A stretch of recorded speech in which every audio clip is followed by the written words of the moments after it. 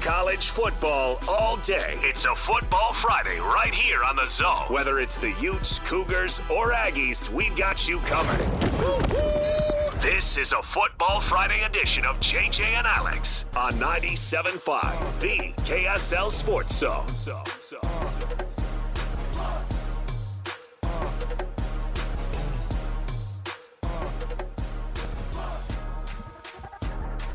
Welcome on in, everybody.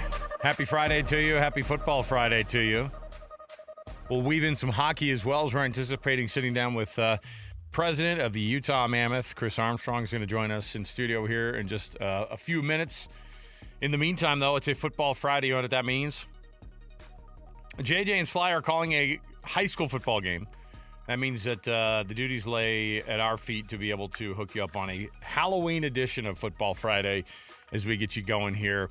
Our producer, Alex Napolis, sitting in studio as well. And like I said, hanging out waiting for Chris Armstrong to come into the studio. But in the meantime, let's go over some of the biggest college football games of the entire weekend. Not just here locally. Of course, we're going to be getting into the Utah and Cincinnati game that has now become not just a game day, ESPN game day staple for this week that everybody's going to be paying a lot of attention to.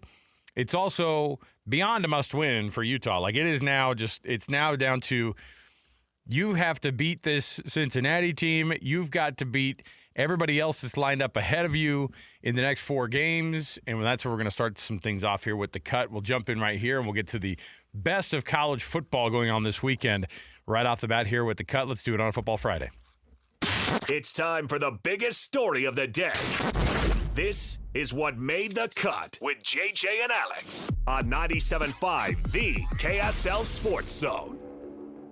Trajan Wealth brings you this portion of the program. TRAJANwealth.com for all your trusted local needs in retirement. TrajanWealth.com. All right, biggest games across the world of college football this weekend. Alex Napolis, our producer. Alex Napolis and Christian Esparza and myself are usually hosting college football Saturdays together as well. And so a lot of these are going to be talked about tomorrow, but as we get ready for this is the lone game here in the market happens to be a giant freaking game, and that's Utah versus Cincinnati, of course. 2 ranked teams getting the national attention that you want, and I think this one is just set up.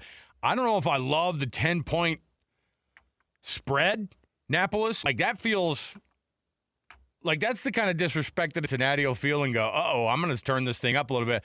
I don't know. That's too much, though, right? Like a 10-point. I could see them winning by 10 points, but a 10-point spread in Vegas, it might as well be like a 3-touchdown type of a game. If you're Cincinnati, you're going, what the heck, man? We're the ones who are undefeated in conference play. It feels very positive for Utah. Yeah, and Cincinnati and Sorsby in the season that they're having, I'm sure they're already seeing that, looking at that, and saying they're disrespecting us. As if Utah's the one who makes the line. Utah's 3-2 in conference play. 2 losses does not take you out of this thing. In fact, 2 losses last year had everybody fighting over those last spots to get into the Big 12 championship game. And I'm sure that's what we're all kind of wondering is that there's a path. We did I did the thing last night where I started going through the flow chart in many different ways that you can see. And I hate it too, because it's like, did they win out? Did Texas Tech win out? I don't know. Yeah, sure. What do you want to hear to where we can get Utah in this? What do you need to hear so we can get BYU and Utah in the conference championship game? That's all we want. That's all we want. Nobody wants to see freaking Houston in the Big 12 championship game. So when it comes down to it, what's the scenario where BYU and Utah end up in the conference championship game together? I think BYU needs to win out and Utah needs to win out, and that would allow them to have a little bit of those tiebreakers, plus they need a little help and it's mostly going to come from BYU because BYU plays both Texas Tech and Cincinnati. So what you need this weekend is Texas Tech to lose to Kansas State. Okay, that sets you up. Because then if BYU beats Texas Tech and Cincinnati, geez, that's a lot to ask. By the way, they're both on the road. And if they do that, then Utah won't have to worry about a tiebreak situation because now here's the thing, though. Where's Kansas State sit in all this? Where's your flow chart now, football scientists?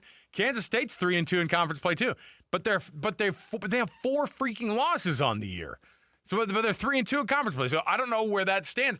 No one cares about your overall record. You can get into the Big 12 championship game if you are a 2-loss team and you win the tiebreaker. But I don't know where that tiebreaker shows up. I mean, Utah doesn't play Kansas State.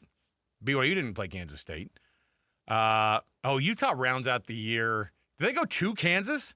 They do. It's at Kansas to finish the season. Could you just see the dadgum Jayhawks like ruining everybody's Christmas with a win over Utah at? They've had a crap year and they end up just figuring it out. But it's a complicated deal to be able to get yourself to the Big 12 championship game. You're asking a lot. I don't know. So here are the big games. I'm gonna roll out the Big 12 side of it first, and then we'll go to the national side of it. Because the national side, obviously, there are some. And a little bit later in the program, we're going to talk to Mitch Harper about the Big 12 and college football playoff rankings. Those first rankings come out at the beginning of next week, obviously. And BYU, they won't lose this weekend.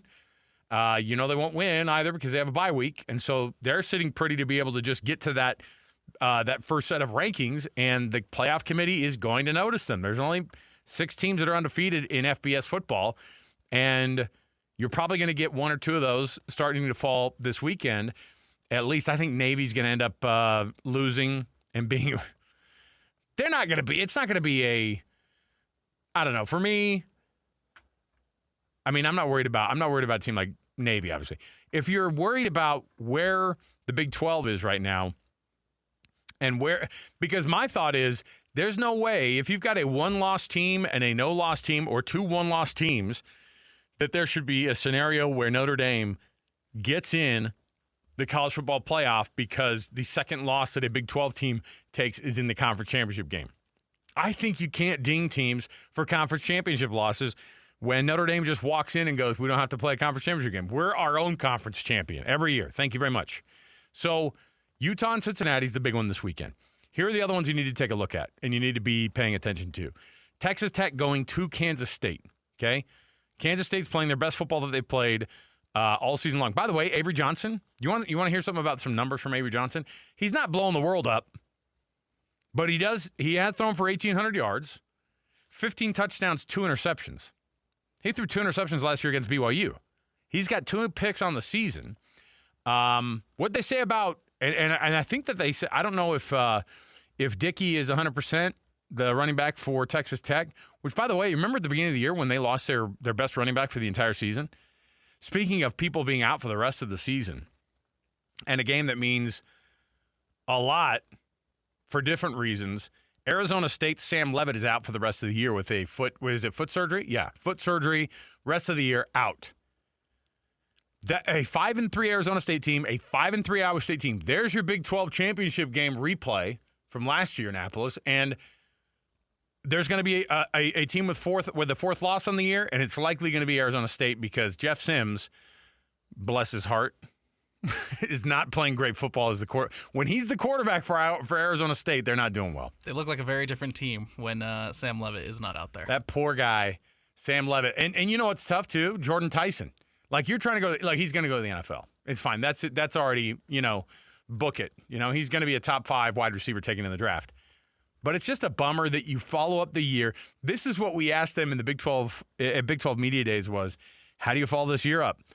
Arizona State has a tendency to go every about 30 years or so, have a special season. They did it last year. They won the Big 12. In their first year in the Big 12, they win the Big 12. And then they have this year where it's a massive disappointment in their best player, Sam Levitt, or their quarterback, their leader on the offense, ends up getting hurt for the rest of the year. So that has its own implications. Other games that mean a lot. West Virginia goes to Houston, and that's not because I think that West Virginia is going to give Houston a game. It's just that Houston will likely go to 8-1 on the season and 5-1 in conference play. They're already ranked. Houston has arguably the easiest path. If they win out, it's likely that they will be the ones who will be the representatives or one of the representatives in the Big 12 championship game. If Houston wins out and BYU wins out, it would be BYU-Houston in the Big 12 championship. That's wild. Considering, BYU plays Texas Tech and BYU plays Cincinnati. Yeah, and they roll through both those. Well, yeah, if they win out and they're undefeated, I would hope they'd be in the conference championship game. However, if BYU loses to Cincinnati, then what? If they lose to Cincinnati, give me the flow chart over there, Annapolis. Hey, look it up. Ask ChatGPT. How does Houston get to the conference? What is a Cincinnati, or what happens if BYU loses to Cincinnati and Cincinnati takes a loss against Utah this week, and they're both one loss, and then BYU beats Texas Tech and Cincinnati wins out? Then you've got 3 one-loss teams across the Big 12. Help me out here. What's your flow chart say about that? I bet they didn't consider that, did they? Probably not, but you're probably looking at either Texas Tech, Cincinnati, Texas Tech, Utah, Houston. or Texas Tech, Houston, depending on what happens, of course, with Houston. If Houston, but see, that's what I'm saying. Houston can win out. They play West Virginia. They play TCU and Baylor. And I'm not saying that those teams are slouches, but I think that's the easier path. And UCF. They go, okay, Houston plays West Virginia, UCF, TCU, and Baylor. Like, you would much rather have that lineup to finish your season than having to go to Lubbock and having to go to Cincinnati. Utah is absolutely the favorite this weekend because I think it's really hard to imagine Utah losing to this Cincinnati team at the old school at the Big 12 After Dark party that they're going to have. By the way, if you're Cincinnati, are you pissed about the 10:30 body clock kickoff, or does that stuff not matter anymore? We do the whole, oh man, it's late. These kids, they're usually used to going to bed right now. I'm like, no, they know they can play football whenever during the day. It's a body. I don't know if the body clock thing is a thing. I think it matters when you play a 9 a.m. game. If you're BYU or somebody and you head out east and you have to play an early game, that makes a difference, I think. But I think playing a late game doesn't matter, does it? It does because Utah just wins at night. But I'm just saying, like, when they do the whole body clock thing, I don't buy any of that stuff. No, because I mean, the reality is you can just kind of push the schedule back and accommodate to the time change. And it's things that teams have to get used to now because of where we are in this world of college football. Right? You have Miami, who went all the way to the West Coast to play Stanford just a couple weeks ago. Yeah, and did they lose to him? Almost. I'm just kidding. Come on. Stanford doesn't win football games. We know this. Hey, so in terms of Big 12 games that matter, they're the ones, right? You're going to keep your eye on Houston to see what they do for the next 4 games. You're going to keep your eye on all the 2-loss teams in conference play. Utah is one of those teams. Kansas State has now become one of those teams. Like, that's a sneaky, scary game for Texas Tech. You know what I mean? Like, I don't know what their quarterback situation is going to be. I guess Baron Morton's going to end up taking the start, but nobody feels great about it because he's not been 100%. And even when he hasn't been throwing the ball very well. And so that's one that people look at and they go, what's going to happen now that Hammond's out for the rest of the year with an ACL? But you've got the Kansas State 3-2, Utah 3-2, and you have all these other teams that are 4-1. Look, if Texas Tech takes their second loss this weekend against Kansas State, I don't think they're out of it, obviously. But you know what they are? They're up against it. I mean, it's crazy too because everybody just automatically puts Texas Tech right there at the top. Everybody wants to have see what Texas Tech does. Everybody wants to see what it's going to look like in terms of how this team overall is going to look. If Texas Tech can maintain this, everybody wants to know if this is going to be a 1 year, a one and done. Obviously, with Hammond coming back, like, people like him as a quarterback. But what are you going to get? The Big 12 has delivered something absolutely diabolical every season so far. Who had Houston being 7-1 and 4-1 in conference play? And really, right now, favored in the FPI for the rest of the season. I mean, that's insane that Houston is a bona fide contender, and I don't know if they are. I mean, they're 7-1, though. They are what their record is. Texas Tech is 7-1. And one loss that Houston has, by the way, is to Texas Tech. So there's so much of a mess you have to figure out when it comes to this. Now, from the national perspective, here's what it's going to look like the rest of the way as you start to look at some of these teams. Now, Ohio State and Penn State, how that game has changed. Ohio State, 7-0, 4-0 in Big Ten play. Penn State, 3-4 on the season, 0-4. They have not won a conference game this year. Now, of course, firing your coach and losing your quarterback for the rest of the season, those will put your team in a bad spot. The big ones in the SEC this weekend that make a difference in terms of the rankings, because now if you're one of these people that wants to see the Big 12 get 2 reps in the college football playoff, you need Vanderbilt to lose to Texas. I don't know if that's going to happen. They go to Texas, though. That's going to be this weekend at DKR down in Austin. You need Miami to lose another game somewhere. Is it going to be against SMU in Dallas? They have to play at Gerald Ford Stadium this weekend. Across the board, the rest of the way, you need the ACC. Here are your contenders in the ACC. These are the teams that are just in the way for a second team of the Big 12 to be able to get another person inside or another team inside this college football playoff. Okay? You have Louisville, who's ranked 16th in the country. They're 6-1 on the season. They only have 1 loss in ACC play. You need them to lose. They're not going to lose Virginia Tech this weekend.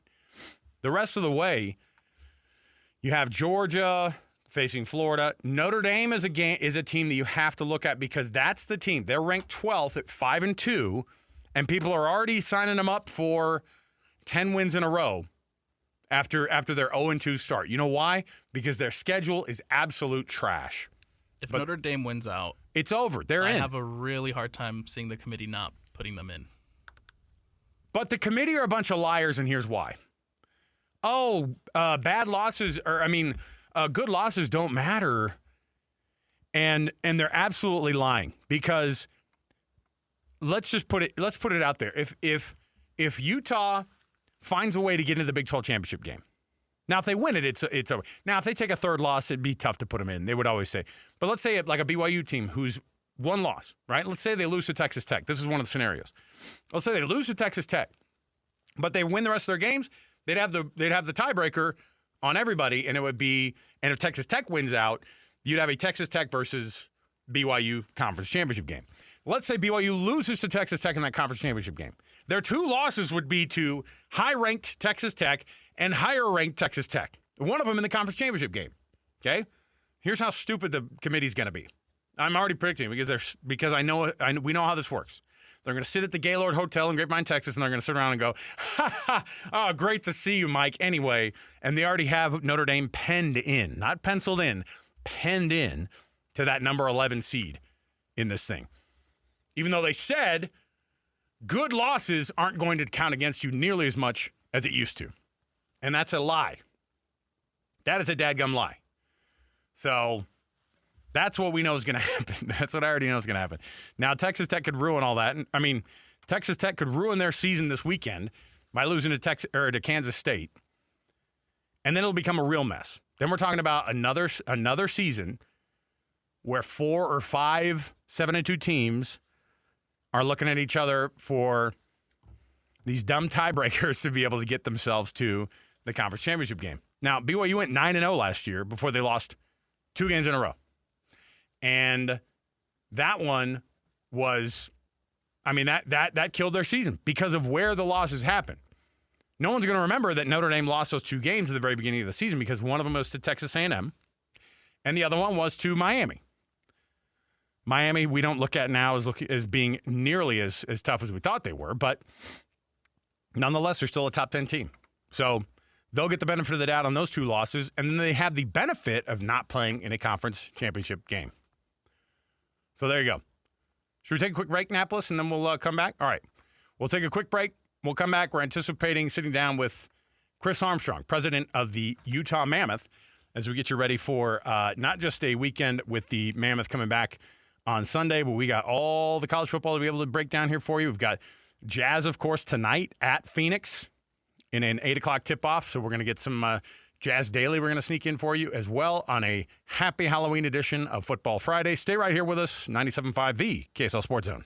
Accessing. When TV and radio collide. Love it. Wow. This is what you get. You're listening to JJ and Alex. Don't touch that dial. On 97.5 The KSL Sports Zone. All right, everybody, welcome back. JJ and Alex, 97.5 The KSL Sports Zone. Alex Kirry here with you. JJ is calling a high school playoff game. The 6A playoffs are underway.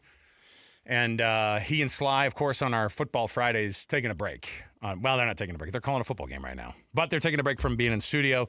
Instead, sitting in JJ's stead is Chris Armstrong, president of the Utah Mammoth, joining us right here on the program. Chris, quite an exciting year, man. You guys have you guys have been pretty busy, man. I mean, has it from the front office standpoint? Has it been as busy as it's been from the guys, like the actual X's and O's on the ice? Well, I just first want to say that I'm feeling the weight of sitting in JJ's seat. Oh yeah, no, look, he's an important man in this building. He's got TV and radio duties, and yeah, you're filling the spot just fine. Though. I think you're just fine. It's been an incredibly exciting start to the year. Obviously, going back to the launch of the Utah Mammoth brand, and now being in that process of being able to bring meaning to that to help define. What the Utah Mammoth is for our fans has been great. Certainly through our first homestand and the four games that we've been able to play at Delta Center so far, just seeing fans engage with the brand and seeing those jerseys in the stands has been incredibly exciting. So there's the Mammoth brand itself, and then you guys also had the added fun of adding Tusky to the mix. Tell me about that process, because as fans, we voted on the here in the market on the mascots and things like that. But Tusky was, you guys kept it under the hat pretty darn well. But I just don't know how do you get a color scheme figured out, a personality worked out, the cotton candy blue hair on Tusky, that and how that thing rolled out. How is it that you guys developed that stuff and that you decide kind of? Do you go to a mascot whisperer? How does that work? Well, all full credit to our marketing and design team. It was a very thoughtful process, and it's certainly the first time I've been through the process of being part of a team that just makes that decision. And I think they did a fantastic job. I think the personality of Tusky is still being defined, and but the way that it's been received in the marketplace and across the league, I mean, the amount of attention. Of course, if you win your first 7 games with a new mascot, everybody loves the mascot. As soon as they got the loss, they were like, "Tusky, what would happen, bro? What did you do?" Yeah, it was like he's 7-1 as a mascot. That's pretty darn good. It was a lot of different iterations and 3D renderings and the works. And I think obviously the focus was always delivering something that was very approachable and exciting for kids. And I don't think we could have ever imagined how excited the adult population has been for Tusky. So that's been pretty cool. Well, and that was one thing that I think was brought up when they talked about, Tusky was like, look, all the things that interact with everything is kind of geared towards adults as it is, because they're the ones buying the tickets. They're the ones who will bring the kids and stuff. But then, yeah, they were like, this is going to be the interface of the young fan, which I have in my house. And so there's all that kind of okay, how do you have that side of it and sort of try to get people excited about it? But so far, so good. I mean, that's well received so far, right? I think it's been awesome too. The way our marketing team connected it back to the origin story of the Utah Mammoth brand and that scene in the ice cave, and then having the big unveiling with Tusky at center ice, coming out of the frozen tundra, if you will, was really the really global cool. warming helped out. Yeah. Bust him out of the ice easy. Yeah. Look, that's always a fun. It's always a fun thing to be able to have another kind of thing that ends up being like, hey, this is what we want the fan. You're trying to make this team the community's team, and Ryan and Ashley and SEG have done a phenomenal job of trying to make sure that people along the way feel like they're in touch with it. Speaking of being in touch with it, the seating situation at Delta Center now it's improved already, right? And it's going to keep. I know that process is still going over the yearly basis, but now the lower bowl, all sight lines are on both goals now. And how's the fan experience this year compared to what it's been just in year one? And then also, what are some things you guys are doing to make sure that fan experience is like what people want when they go into the arena? Yeah, absolutely. I think we have some of the best sight lines in all of hockey, maybe the best in the lower bowl in all of hockey. It's extremely intimate. Fans are right on top of the action, and it looks like a traditional hockey arena on TV now, where we had the end zones last year. Now that those seats are full of fans, and I think for our players, they're able to draft off that energy and build momentum within the game because of the energy and excitement and loudness of the building. And I think, and hopefully, it's intimidating for the opposing team to play in that environment. And those walls of fans behind the net are pretty spectacular to see, for sure. So I think in our ongoing phases of the renovation, the thesis is the same, which is we need to continue to improve and optimize the sight lines in the building for hockey without compromising any of the basketball experience the building's come to be known for. And I think we've got a really good and thoughtful approach to that. And I think at the end of the day, we'll have an amazing building for both sports. Massive facility down there at Southtown, and obviously becoming the center of not just the hockey side of things. Now, of course, basketball is also going to be right there. To have both of the, to just have this massive campus of, our local teams here and the practice facilities. Tell me a little bit about what the I guess how the players have kind of embraced what the practice facilities look like, and how that process is going, and kind of what's next down there too, because I know kind of things get improved little by little here and there, but the sheets are down, the practice facilities are there and everything. But tell me about how the practice facility is and kind of come up to speed now. Yeah, so from a hockey perspective, I think we have arguably the best facility in the National Hockey League, and our players are certainly grateful to Ryan and Ashley Smith for giving them the resources to focus on their craft and optimize their performance capabilities on a day-to-day basis. It's really, in addition to having state-of-the-art performance equipment and a state-of-the-art facility to practice and train, we've also, very thoughtfully made it have a residential feel to it, a high-end residential feel, so that in those moments when they're not training and working on their craft, there's an opportunity for togetherness and to build camaraderie, and that they want to be in the facility as much as possible, and building those bonds as a team that are so important to ultimately building a championship DNA. And then, what I think we're doing is truly unique in professional sports, in the sense that we're going to have this super campus for both the Jazz and the Mammoth, where our athletes will have the ability, our staffs will have the ability to have those collisions on a daily basis, inspire one another, support one another. And I think there's really nothing like that in professional sports right now. And I think it's definitely an advantage that we have in this market, and hopefully leads to great results for both teams. So your background, obviously you've been able to deal with like the sides of like the athlete and the business side of that. How is the NHL different from some of the other professional leagues? Like we just saw Logan Cooley get extended, and how those conversations work. But bringing somebody to a market and saying, "Let's extend you and let's keep you here for 8 years," that's a hard thing to do in the NBA. I think Ryan brought it up in the press conference the other day. I was like, that just doesn't happen in the NBA. What makes it to where it works in the NHL, and how are the players now saying, "Hey, you know what? Yeah, I am excited to be at this place for 8 years and to make a deal," and how that works on the business side of things? Yeah, well, I really actually think it starts fundamentally with the vision that Ryan and Ashley Smith have for the team, and how this team is going to be a vehicle to unlocking the full potential of the state. I think players have bought into that vision. They see it. They see the investment. They see the support they've received from day one. They see that Ryan and Ashley have done everything they said they were going to do. And then on the other side of it, you have this incredible support from the community from day one. Since the players were initially introduced at the inception of the team, at the event at the airport, and then in Delta Center,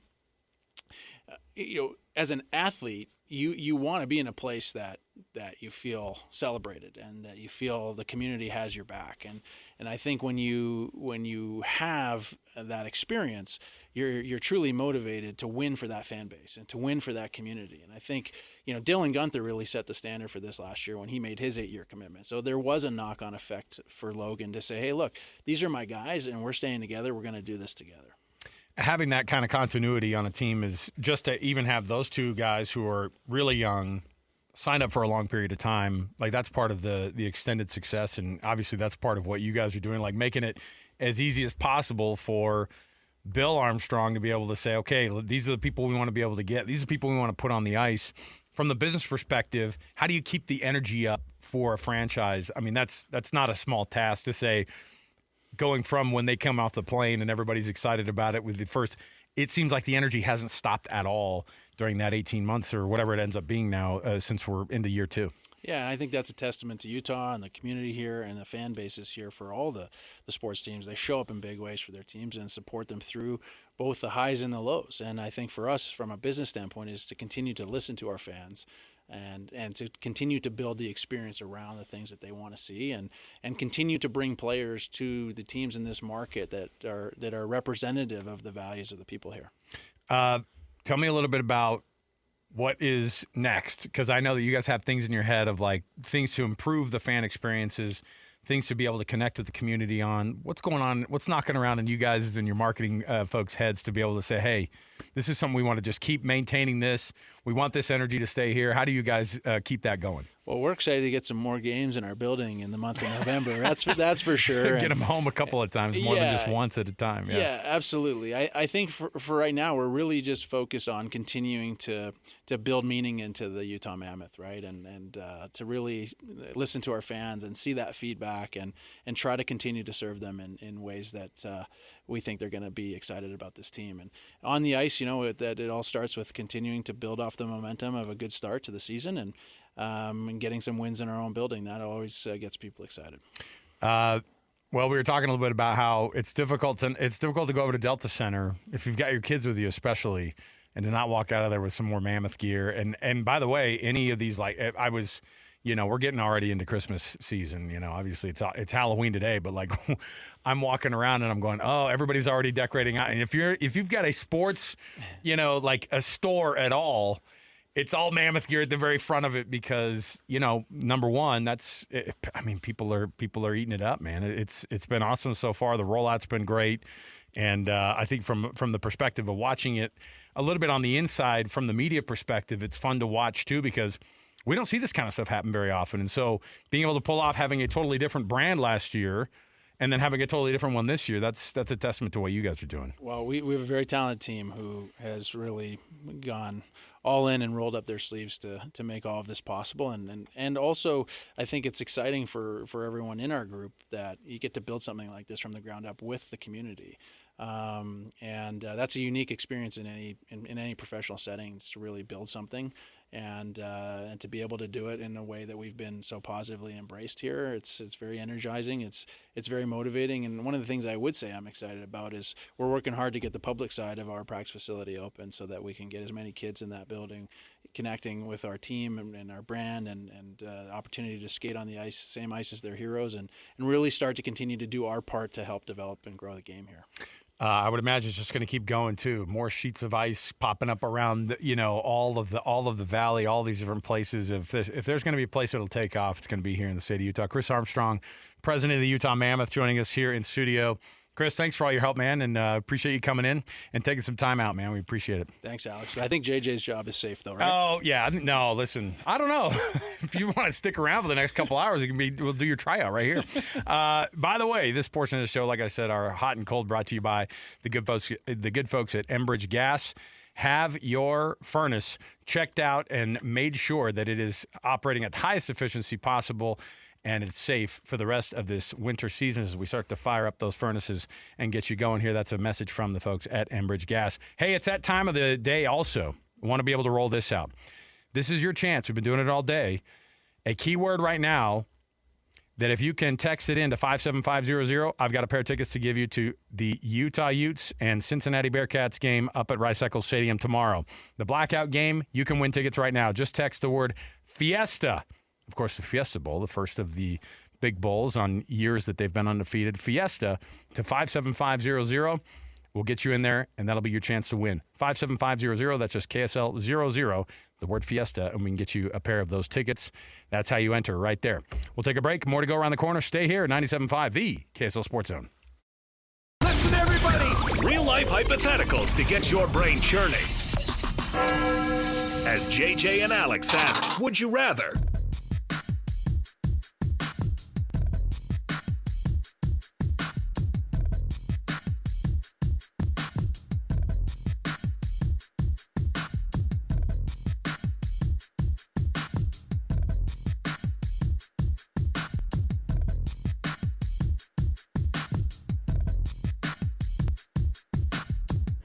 All right, welcome back. JJ and Alex, 97.5 the KSL Sports Zone. It's a football Friday. Shifting away, we appreciate Chris Armstrong, Utah Mammoth president, joining us here in studio and being nice enough to carve away some time in his day. Mammoth come back to town, by the way, on Sunday. One game at home against the Tampa Bay Lightning, and then they head back out on the road again for a 4-game road swing along the East Coast. So there you go. All right. Every Wednesday, by the way, is a Win Ticket Wednesday. And because today's Friday, what does that mean? We get to roll out what next week's Win Ticket Wednesday is going to be. This Wednesday, you can win tickets to the Holiday Lights at the Ballpark at America First Square. Brand new immersive holiday tradition starting up on November 14th. Reserve those tickets right now at the ballpark, atafs.com, or just listen all day long to the KSL Sports Zone for your chance to win. Walking into the studio, looking dapper as ever. If we don't have one TV person in, we have another one in. We're just gonna throw. I'm just gonna throw you on right now. Is that a? What is that? Is that a like a dark? What is that? A plum suit? You nailed it. You nailed it on TV. Sam Farnsworth. It looks phenomenal. Is that your color wheel then? Because JJ's all like light blue and pinks. I like it all. I definitely like a purple. Dude, listen. A purple color scheme. If you're looking at our YouTube page, I mean, this is terrible for radio, but if you go to our YouTube page and catch Sam Farnsworth wearing plum in the studio right now. Hey guys, what's happening? Yeah. All right. The old school thing. How are you, man? Everything good? Yeah, doing great. It's a Halloween deal. It's you're here on a Halloween. We're both here on a Halloween. So here's part of the would you rather. I'm going to ask you. Would you rather are you already doing this? Would you rather be working at home tonight? I mean, would you rather be working tonight doing your TV thing, or and be honest, wandering the neighborhood and trying to stay warm and manage the kids while they're going around the neighborhood for Halloween? Well, I know your answer. Look, I love trick-or-treating with my kids. Yes. But I think I'm at the stage now, and I got a feel for this the last time I went with them, where they are just like sprinting from house to house. What am I even doing out here?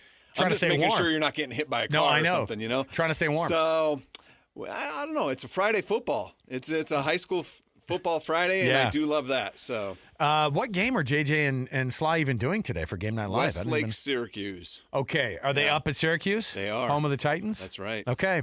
Well, I don't know what 6A is going to look like by the end of it, but is it just going to be a Region 3 situation the rest of the way? Could be. The Davis darts, your though. darts are pretty good. Come on. Bessinger. That's why I'm wearing. Right? That's why I'm wearing the gold in studio today. And Bodie Sparrow. Bodie Sparrow, Jackson Ita. Those guys are good. They legitimately are going to have 3 6A All-State guys on that offense. Yeah. It's just about whether or not. I'll tell you, the thing that really kills Davis, and I'm sad about this too, because one of my neighbors is one of the offensive linemen. They have such a small line compared to. Honestly, that's right. been their big deal. It's makes a big difference. Yeah, it makes a huge difference when you're not. I think Coach Kirry brought it up too. He was like, "If you got that small line, you got to have the speed." He's like, "We got that right." Speed, He's like, "Yeah, my right guard. I had him add some weight on. He's 220 now, so that's and you're like, well, that's not going to get it done against some of these big teams. That's been kind of their. What's big for high school though? 220 is not bad, right? Do you need to get like 250, 270 or something? All right, so by college you got to be 290 plus, right? Oh yeah. No, if you're not 300, you're not really. It's like you're not even existing on there. I was like 275. I was our left tackle. Okay. I was like 275 only because, and that's what I wrestled at too. I was our 275. I think here in the state of Utah, what is it, 285 they do? Back then I had to and I wasn't necessarily having to cut weight to get to 275. I wasn't spitting in the jar like my friends were, to try to get down there to cut their weight. But yeah, no, I think you've seen how big these kids have gotten now. Yeah, huge. At the high school football level. It's bonkers. We covered the Orem game a few weeks ago, and what's that kid's name? Junie Mwala. That guy's if you're lining up against that dude and you're not 265 or 280 and as quick as he is, you're toast. You know what I mean? So some of these guys are really, really dang good. Would you rather cover a high school state championship game at Rice Eccles Stadium or just a regular season Jazz game? Championship game. Yeah, right? There's so many regular season games. But look, I'll tell you what. A great high school football atmosphere, even if it's like 300 people in a small gym, is just as good and electrifying for me as a 76,000 full Bronco playoff game, right, at Mile High. It's different atmospheres, but the same. You can get a feel for the same juices. Now, Rice Eccles isn't going to be packed for a high school game, but the state championship games are still really fun to cover, especially the second or third game of the day when fans are trickling out from the first game and all the other fans are coming in for the next game. The place is pretty full. It's pretty fun, and for the most part, they give us pretty darn good competitive football games. Well, I'm always excited by what the end of the season always looks like for these high school teams and being able to get. Now here's another one though. How about covering a Utah Mammoth home game or a high school state championship game? Look, regular season again. If it's just regular season, fine. Game 1 of the wild card playoffs I'll take the playoff game. A playoff hockey we've never seen here. I will take a Stanley Cup playoff game ahead of any other game right now. All right. How about this? Stanley Cup. Yeah. First round playoff game. College football first round playoff game hosted at Lavelle Edwards Stadium. College football. Stanley Cup's going to be a best of series. We're going to have a second game. We're going to have a second game. There is going to be a moment when when Utah or BYU host a college football playoff on like the 19th or 20th of December, one of these years. Yeah. And it's going to be amazing. It's going to be something we've never seen before. It's a wrinkle that we've never seen before. Because now you go, all right, Utah's played in Rose Bowls. Bowl games, at this point too, maybe conference championship games, those things have been done before. Hosting a college football playoff game at Rice-Eccles Stadium or at Lavelle Edwards Stadium, and one of the projections right now, and this is all dreaming obviously, has BYU as a 7 seed. If they were able to kind of not just run the table, but maybe just get one loss and win the Big 12 championship, as a 7 seed hosting number 10 seeded Notre Dame. Look, in the first round of the college football playoff. I'm just going to tell you right now, if that happened this year, that game at Lavelle Edwards Stadium will be the biggest sporting event in the history outside of Olympics. In the history of this state. Now, the Jazz home games in the NBA Finals, I still remember those. Those were electric. It would be right on par with that, though. Right on par with that. And not to disrespect the Rose Bowls that Utah went to. Those were awesome. Very historical games, great historical moments for the University of Utah. But that was the end of the road to that season, no matter what happened in the end of the game, right? Right. Now you've got a pathway to a potential national championship, and it goes through your home field. Are you serious? That would be just bonkers. Speaking of bonkers, we've got more football to talk about. Sam's going to join me all next hour, and we're going to get you ready for the Utes versus the Bearcats. Christian Cox, former Utah Ute, going to join us just coming up here around the corner as well. We're going to get the breakdown from Christian, not just of this game that's going to be happening this weekend, that now every game for Utah, if you're going to have a scenario where the Utes get into the Big 12 championship game in some fashion, every game has to be won the rest of the way. 2 losses in conference seems like it's going to be the very edge, and you might need some help along the way as well. We'll talk to him about that game, but also how the season has gone for the Utes, the ups and downs, and if they are up, can they stay there right now? Feels like it to an extent. So we'll come back. We'll talk about that more around the corner. 97.5 KSL Sports Zone. All college football all day. It's a Football Friday right here on the Zone. Whether it's the Utes, Cougars, or Aggies, we've got you covered. This is a Football Friday edition of JJ and Alex on 97.5, the KSL Sports Zone.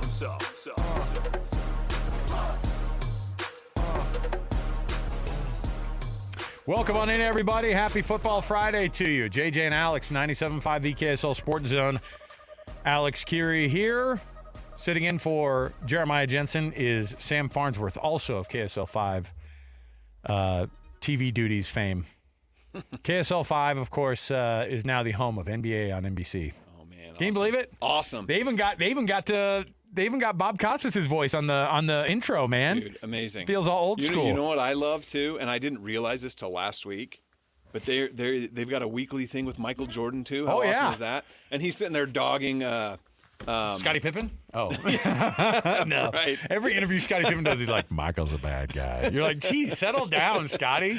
No, he's dogging like load management and stuff nowadays. Yeah. I love it. You know, it's man, that's the type of NBA player I want more of. I've been seeing a lot of Michael Jordan on my feed lately because he's popping up more and more because of those weekly deals. I think with NBC, you're able to see him kind of more often, and I don't know. I long for those days of not the guys punching each other in the mouth, literally, but I like the toughness. I brought that up with some of my coworkers down in the TV side of sports, and I said, what if, kind of like hockey, you just let the guys duke it out every now and then, right? You just let them throw a couple. Obviously, there's going to be some penalties and suspensions, right? We know that's going to happen. If you're going to throw a punch, you're going to be suspended. But if you're going to throw a punch, go for it. By the way, let's let them throw some punches. Some of the people who threw the best punches were like the best players in the league, right? Like Larry Bird. Yes. Right? Keep going. Danny Ainge was a good punch thrower, too. Oh, for sure. Yeah. All the Celtics from the 80s. There you go. Sorry, derailed it. No. It's all sports talk. That's what I do when I come in here. Sam Farnsworth was sitting in for JJ. He and Sly are calling that 6A playoff game I guess it's the second round, or is it the opening round? I mean, they had opening rounds. There was just a couple of teams that played a first round game. Right. So all these teams had byes, too. But yeah. All right, let's get things kicked off here the way we always do it. Top of the hour. It's The Cut. We're going to jump in right here with Christian Cox, former Utah Utes defensive end, and also father of many children, who he's going to be dragging around the neighborhood for Halloween today. So we're going to jump in right here with The Cut. Let's do it. It's time for the biggest story of the day. This is what made the cut with JJ and Alex on 97.5, the KSL Sports Zone. Doug Smith brings you this portion of the program, an incredible selection of Kia, Subaru, Chevy, Jeep, Dodge, or Ram. It's all in American Fork, Spanish Fork, and in Linden. Nobody knows cars like Doug. Christian Cox joining us on the program. I guess it's the other way around, Christian, right? The kids drag you around the neighborhood for Halloween? Yeah, right. They got to do their job. So I got to just chase them, Got to make sure they're safe. Well, the dad tax is real. Yes. What is included in the dad tax that Christian Cox takes from the kids' bags of candy? Oh, listen, they just don't even know. I'm just sneaking those Reese's peanut butter cups, those Butterfingers. I'm not a big Almond Joy fan guy, but if it's a Reese's shaped, it's like the holiday type. So if it's a pumpkin, an egg, or a Christmas tree, man, I'm a sucker for it. Do you have any creative control with their costumes? Are they still young enough where you can kind of dictate what they're wearing? No, my wife controls that. We had our seventh child, a girl, and I didn't realize the movie The Sound of Music, Captain Von Trapp had 7 kids, and so we have family. So my wife, every year we do like a creative costume. I'll send you the video, but that's what we're doing. That's awesome. I didn't know. I feel like the kindred connection now with you. Now that I'm also in the 7 Children Club, which is. It's a weird space to be in. Yeah, we're guiding ourselves live on air. That's a lot of kids, 14 between 2 of us. Yeah, same wife, 1 woman. Yeah, and we didn't have any twins. Did you guys have any twins along the way? No, none. See, no, my oldest is 11. Yeah. So, yeah. Oh, that's a lot. See, that's the thing is you could probably get the Von Trapps if the oldest is 11.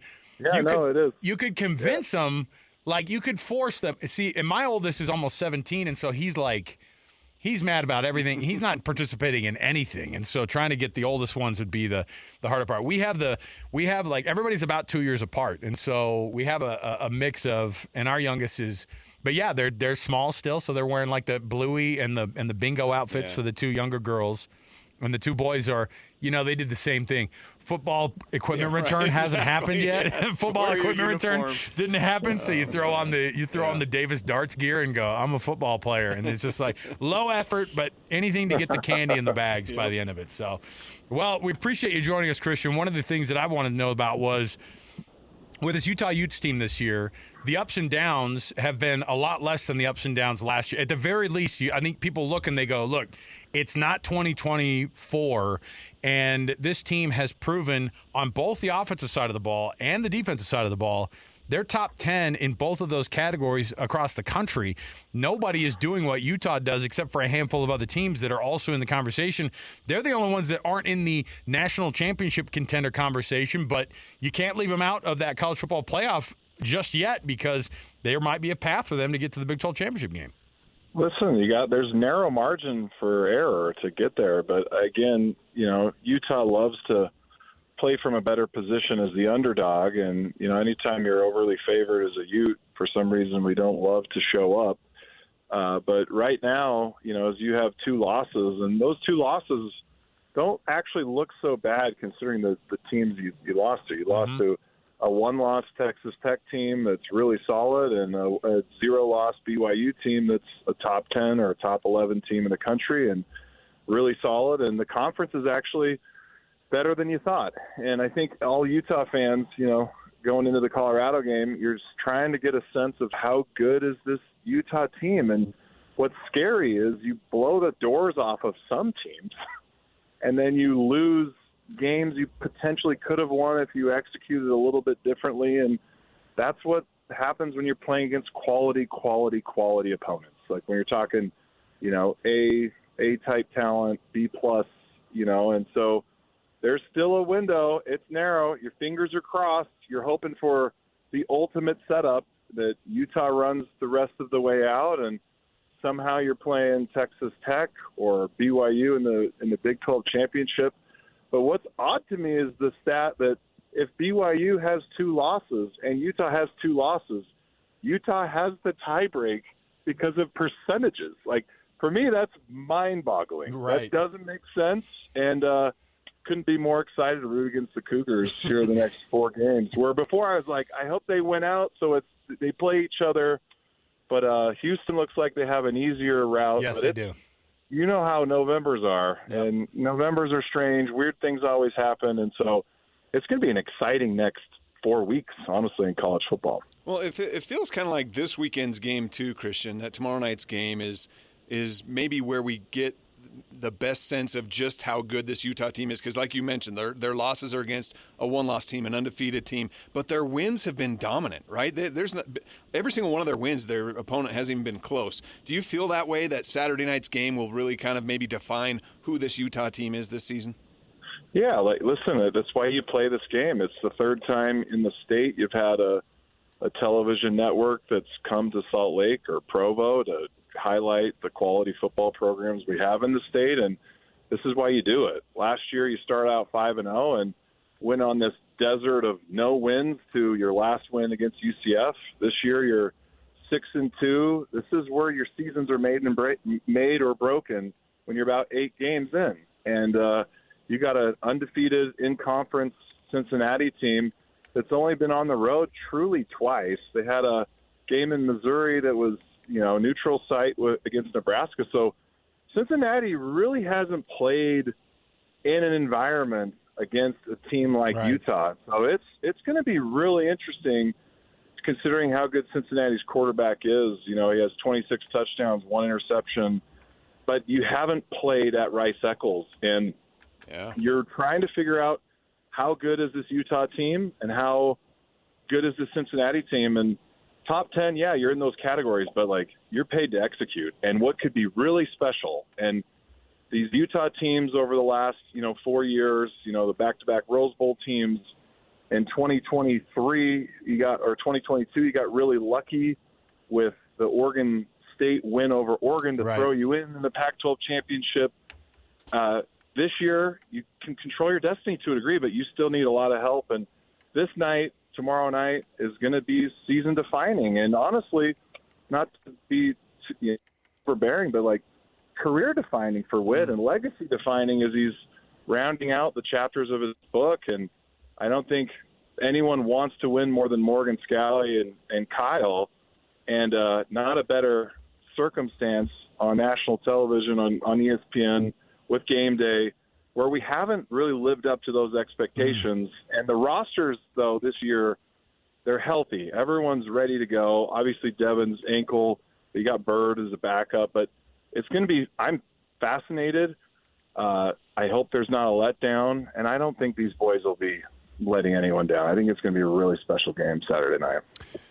What have your thoughts been about this offense this year with Jason Beck running things the way that they have? Obviously, Witt's been really excited about the run-heavy part of it. That's where the offense starts with this team.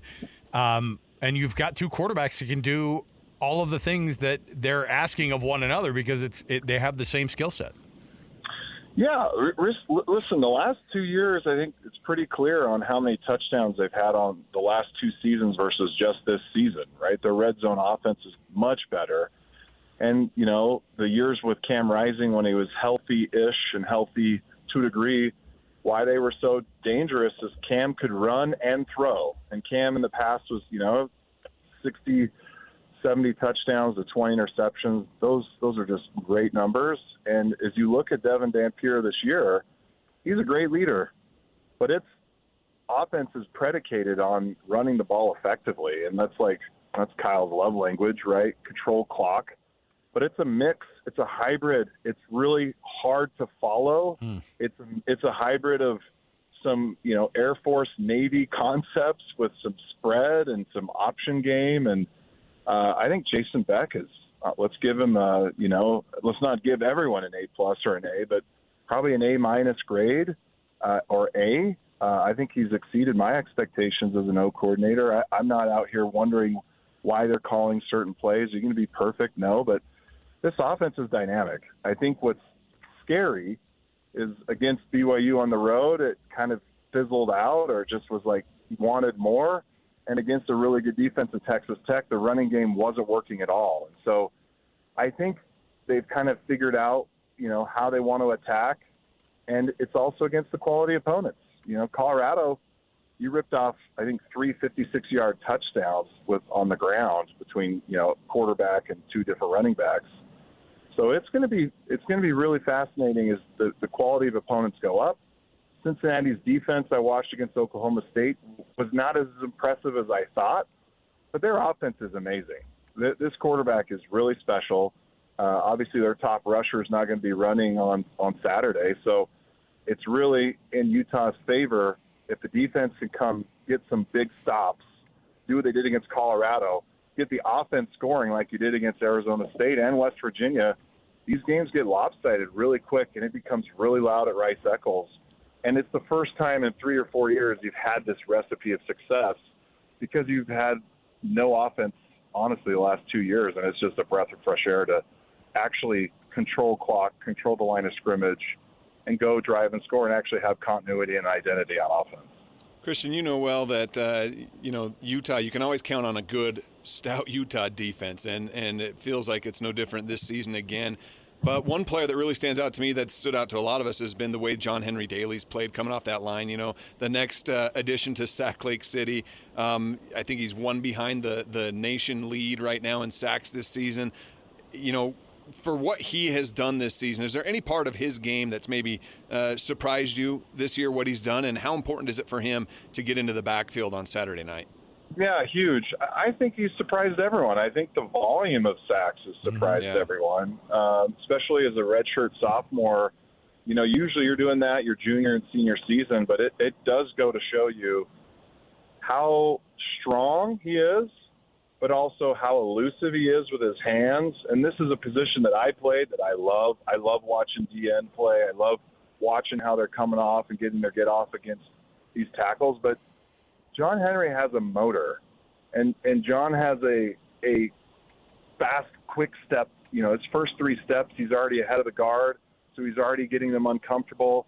But he's not just a one-move guy. He's not just a bull rush through you, which most strong people do. They're just like, I'm just going to run right through you, which isn't the art of pass rushing. The art of pass rushing is making them feel really uncomfortable, meaning, are you going to take an inside pass rush move? Are you going to set them up inside and go outside? Are you going to actually have an outside spin move? And so he's had the fortune of a really good back end, Smith Snowden, Teo Johnson, but also another good bookend with Logan Fano. And so, but he is everything as advertised and deserves every bit of credit because going into it, it wasn't his position. He went and took it. He went and earned it. And I think that's why I think everyone loves Utah is because Morgan doesn't play favorites because you're a certain 4 or 5-star recruit. You just are given this role. You go earn your roles. And he deserves the success he's had. And it's really bright for Utah's future. He's got more years to go. And Utah needs fumbles and cause fumbles and sacks. And that's what this whole defense has created. And I think John is a critical piece as a leader of that defense. Christian Cox joining us on the program on a Football Friday. Get you ready for Utah and Cincinnati tomorrow at Rice-Eccles Stadium. Why is it that they have so much success at night? I was joking with Jake Hatch about this. I don't know. I was like, for some reason, all of the biggest games, and I'm just rattling off a bunch of big games, right? If you go back against, TCU in 2008, it was late at night. It was a 13-10 win. It was so loud in that stadium. The win against Oregon to send you into the first Pac-12 championship. Britton Covey's big punt return before halftime was just like a punch to the jugular. You could feel the game was shifting. BYU 2008 was a late game at night that kept us, undefeated, that sent us to play Alabama. The only day game we actually have won that was big was Michigan on the road in 2008. Everything else, I don't know. We can't wake up early. We like to get our rest. It's just better set up for night, and I don't know why, but it's terrible. Is the atmosphere different now compared to when you were on the field for the Utes? Is it the same? Is it similar? I mean, do you notice a difference?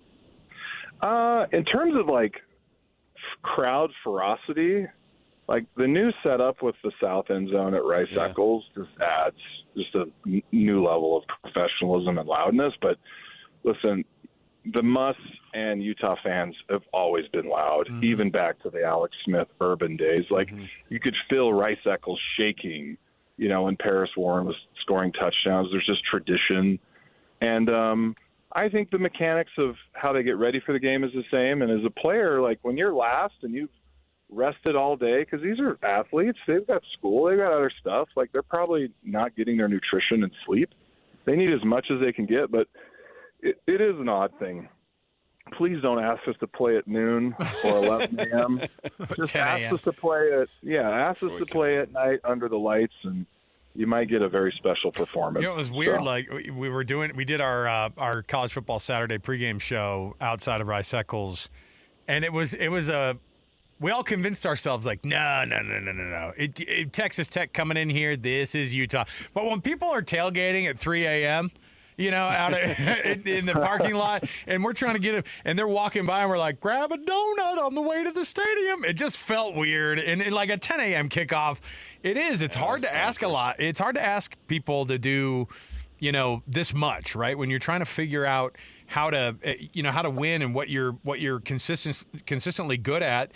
There's no rhyme or reason to it, but in terms of how the Utes do, tomorrow I think that totally goes into the 10.5 point line. You think Vegas absolutely takes that into account. Oh, yeah. They're like, Utah wins games at night, man. If they're wearing black uniforms on top of it, forget about it. Yeah, it's very strange. But you look, Oregon was a loss at home in the middle of the day. Texas Tech, TCU, 2010. A lot of day games, but, at Rice Eccles at night, when they do the big scream, going into the fourth quarter, and there's just I don't know. You can feel it in the air when you're a fan, and these players, you put them in black uniforms underneath the lights with our fans. They usually rise up to make the plays, and I think what's so exciting about tomorrow night is this not the first game we've played with Cincinnati in football, or was that Texas Tech? I don't know. First ever game. First ever game. First ever game. Cincinnati's never experienced it. They don't know what we're about, and that's to our favor. And I just hope they come out and punch fast, and I think they will. I think that's what set them back against BYU. I think on the road at Lavelle Edwards Stadium, there was never taking out the energy of Lavelle Edwards Stadium, and it just stayed alive the whole game. And so you're at home, punch fast, get quick touchdowns like you did against Arizona State and Colorado, and then just boa constrictor, wrap yourself around them and squeeze. And that's just what Utah fans have done and have helped. And I don't know, I couldn't be more excited about tomorrow night, and hopefully we live up to the bill. Are you a drum and feather or W logo? The hand-painted helmets are looking pretty awesome. It's a great question. When I was playing, we were drum and feather. Kyle had this cool, and John Pease too, had this cool old, all the old colored Utah jerseys through the 20s. So you could see the silver ones and the W's with silver jerseys. And I like the W, but there's something about that drum and feather, especially these new ones, these hand-painted. How do you not get excited about that? No, it's how big the logo is too on the helmet is phenomenal. It's going to be special, and I just, these big games, Utah has struggled in the day. They've done well at night. I just hope they can do that tomorrow. Yep. Christian Cox, always nice enough to join us on the program. Have fun tonight, keeping up with the kids out there, and stay safe. Keep everybody well lit out Get your there. glow sticks. Yeah, no, and the Cox family has always delivered on a late night Halloween. You guys always seem to win too as a family. Yeah, we do okay, but appreciate you, Alex and Sam. Have a good day. All right, Yeah, there thanks. you go, Christian Cox, everybody. Hey. He was talking about the different color Excuse me. jerseys that they were able to see over there. I didn't know this, but I just saw recently BYU had an orange jersey once upon a time. Like, Bring it back. that's I don't know. I'm just, They did? random thought. Yeah, I saw. So, I think it was Fox when they came for Big Noon. They did some like behind the scenes tour. It was Connor Pay. Oh no, this was one of those podcast guys, the snapback guys, right? Yes. Connor Pay was walking. he's doing with the, them, he did right? he did the little tour with the snapback. Yeah, guys, yeah, and they're showing all the old uniforms, and there's an orange jersey on the wall. I don't know, old school, I guess, but totally random thought. But Bring it back. might as well, right? People Incorporate are like, that somehow. oh yes, from the old Rocky Mountain Aggie League. days, were they ever Aggie? It's like all the old Aggie schools Oh, have yeah. some sort of orange. They're like, it's so you can be visible when you're on your tractor. You can wear your jersey on your tractor. I'm trying to think too because who else? Yeah, Like Colorado State? Yeah, they did the Does orange. Utah State have an orange? I don't know. I don't know. Anyway. What's the stupid thing that Fresno State does? Like the green, Green V for Valley or something. nobody freaking knows what that is. The Valley up there. I don't know. No one cares. Yeah. Right. Whatever, go Let's back- take a go break. back to the old way. The hand painted helmet. That guy's carved himself out a little, painted himself a little No kidding. into a little niche situation there. By the way, how long do you have to work on those? Like, does he paint each one individually, Yeah, or is he it does. just one hand painted thing that they put onto every helmet? No. You paint I every think- single helmet? I watched the thing a few years ago where he did them all. They were showing them. They're all there. Yeah. No, they don't go. Does he have a team I think it's just the one guy and some Sharpies. and like 100 helmets? No, and like, yeah, I honestly look it up, but I mean, I think that I That's think the amazing. guy. That is amazing.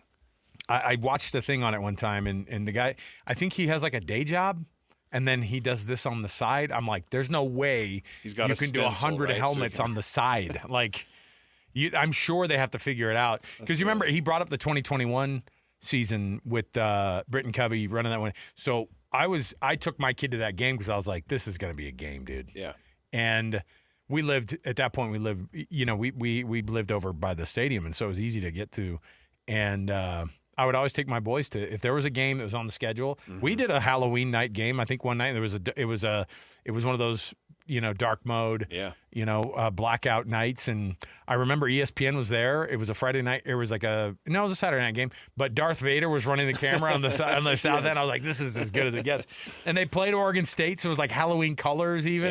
Yeah. Anyway, but I remember that the 2021 game, they were wearing the USS Salt Lake City helmets. Yeah, I remember that. And that one, I think that's the one where I watched the guy do because each one of them was very unique. Maybe all of these are a touch different, but I don't know. There's a full it's Armando Villarreal. He's the one who does it. So Brilliant. pretty dang cool. Yeah. All right, we'll take the break here. Appreciate Christian Cox jumping in with us on a Football Friday. Get you ready for that game. We'll come back around the corner. Let's talk a little bit more about this game. We'll break it down a little bit.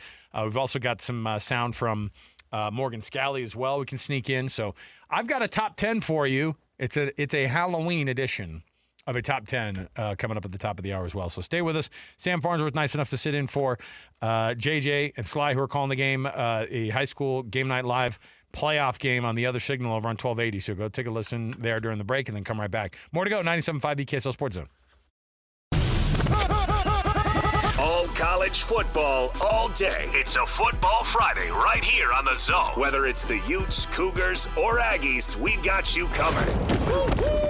This is a Football Friday edition of JJ and Alex on 97.5, the KSL Sports Zone.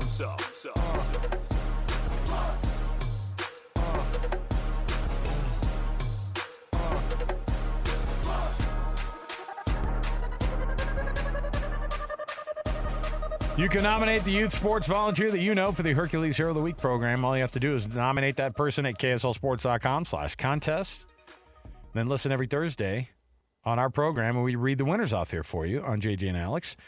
Help us celebrate the efforts of those volunteers who make an impact in their community with the Hercules Hero of the Week award, sponsored by Hercules First Federal Credit Union and Beehive Meals. They get a prize from both of those places. So get those nominations going in KSLSports.com/contest. Bird Ficklin last week. Sam Farnsworth was filling in for JJ today. Mm-hmm.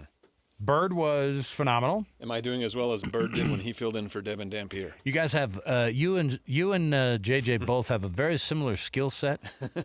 Both mobile. Very particular. Both mobile at the co-host position. Bird comes in and what was it? Second play of the game goes the 65, 63 yards on the touchdown. Yep. Explosive plays took over that game. Utah was up 43-0.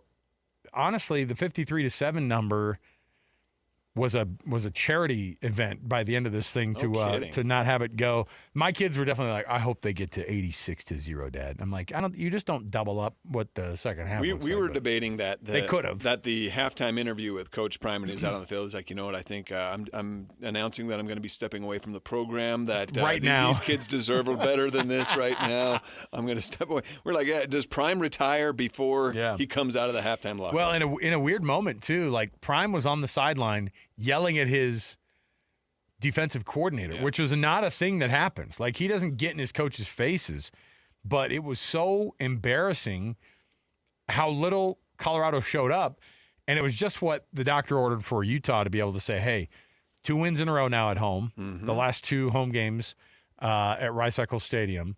They've both been massive blowouts against pretty respectable teams like Arizona State. May they rest because they're dead the rest of the season without Sam Leavitt. But 42 points against them, only give up 10 points. They score 53 against Colorado, only give up 7. So 95-17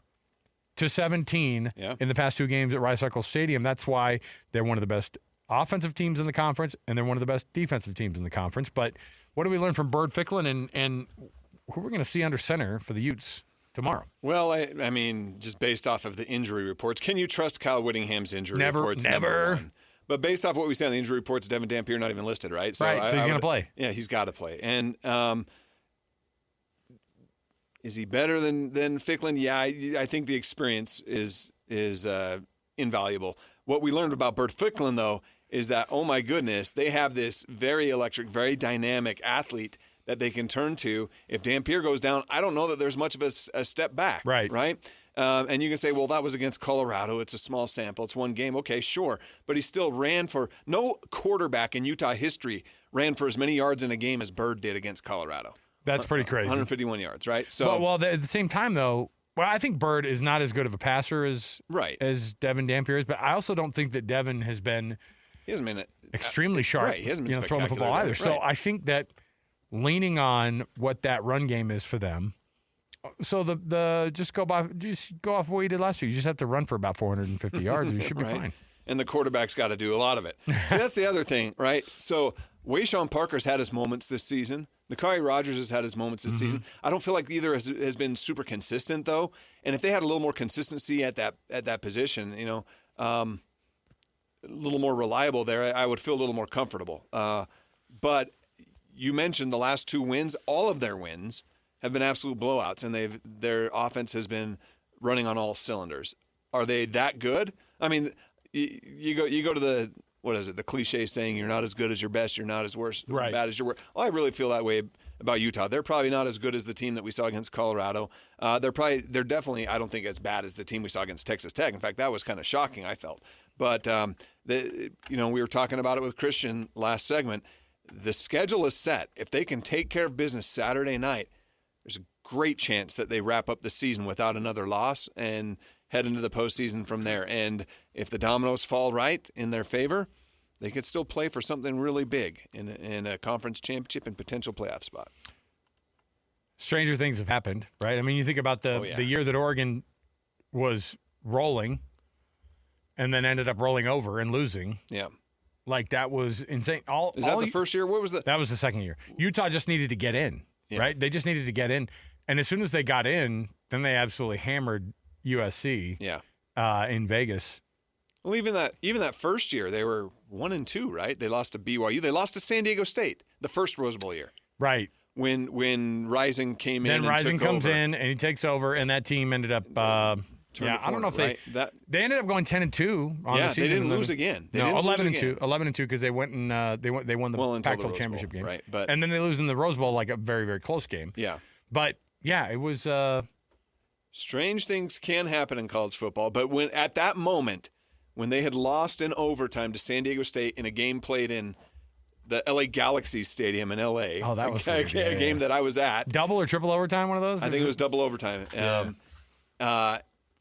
It got to that point, and it just felt like, man, this season is cooked. But hey, never say never in college football. We'll take another break here. We've got a Football Friday / Halloween edition of a top 10 coming up around the corner. Sam's going to hang out for another segment here this hour. And next hour, we're going to have a conversation with Mitch Harper on how the Big 12 fares the rest of the way. Mitch and I host, of course, First and 12 on KSL News Radio during the week, and we chat a little bit about the Big 12 itself, and we're going to get into what this conference has to do to get a couple of teams in possibly, but also kind of where they sit compared to some of the other teams across the country who are not just on the outside looking in, but how difficult of a go it's going to be to try to get yourself into a Big 12 championship game. So many people feel like they have a shot at doing it, and they do. And so many of them are going to be relying on other teams to be able to get there as well. So stay right here with us. More to go around the corner. 97.5 the KSL Sports Zone. All college football all day. It's a Football Friday right here on the Zone. Whether it's the Utes, Cougars, or Aggies, we've got you covered. This is a Football Friday edition of JJ and Alex on 97.5, the KSL Sports Zone. We are almost up against it when it comes to being able to win that pair of tickets to tomorrow night's blackout game against Cincinnati up at the University of Utah. Utah, Cincinnati tickets.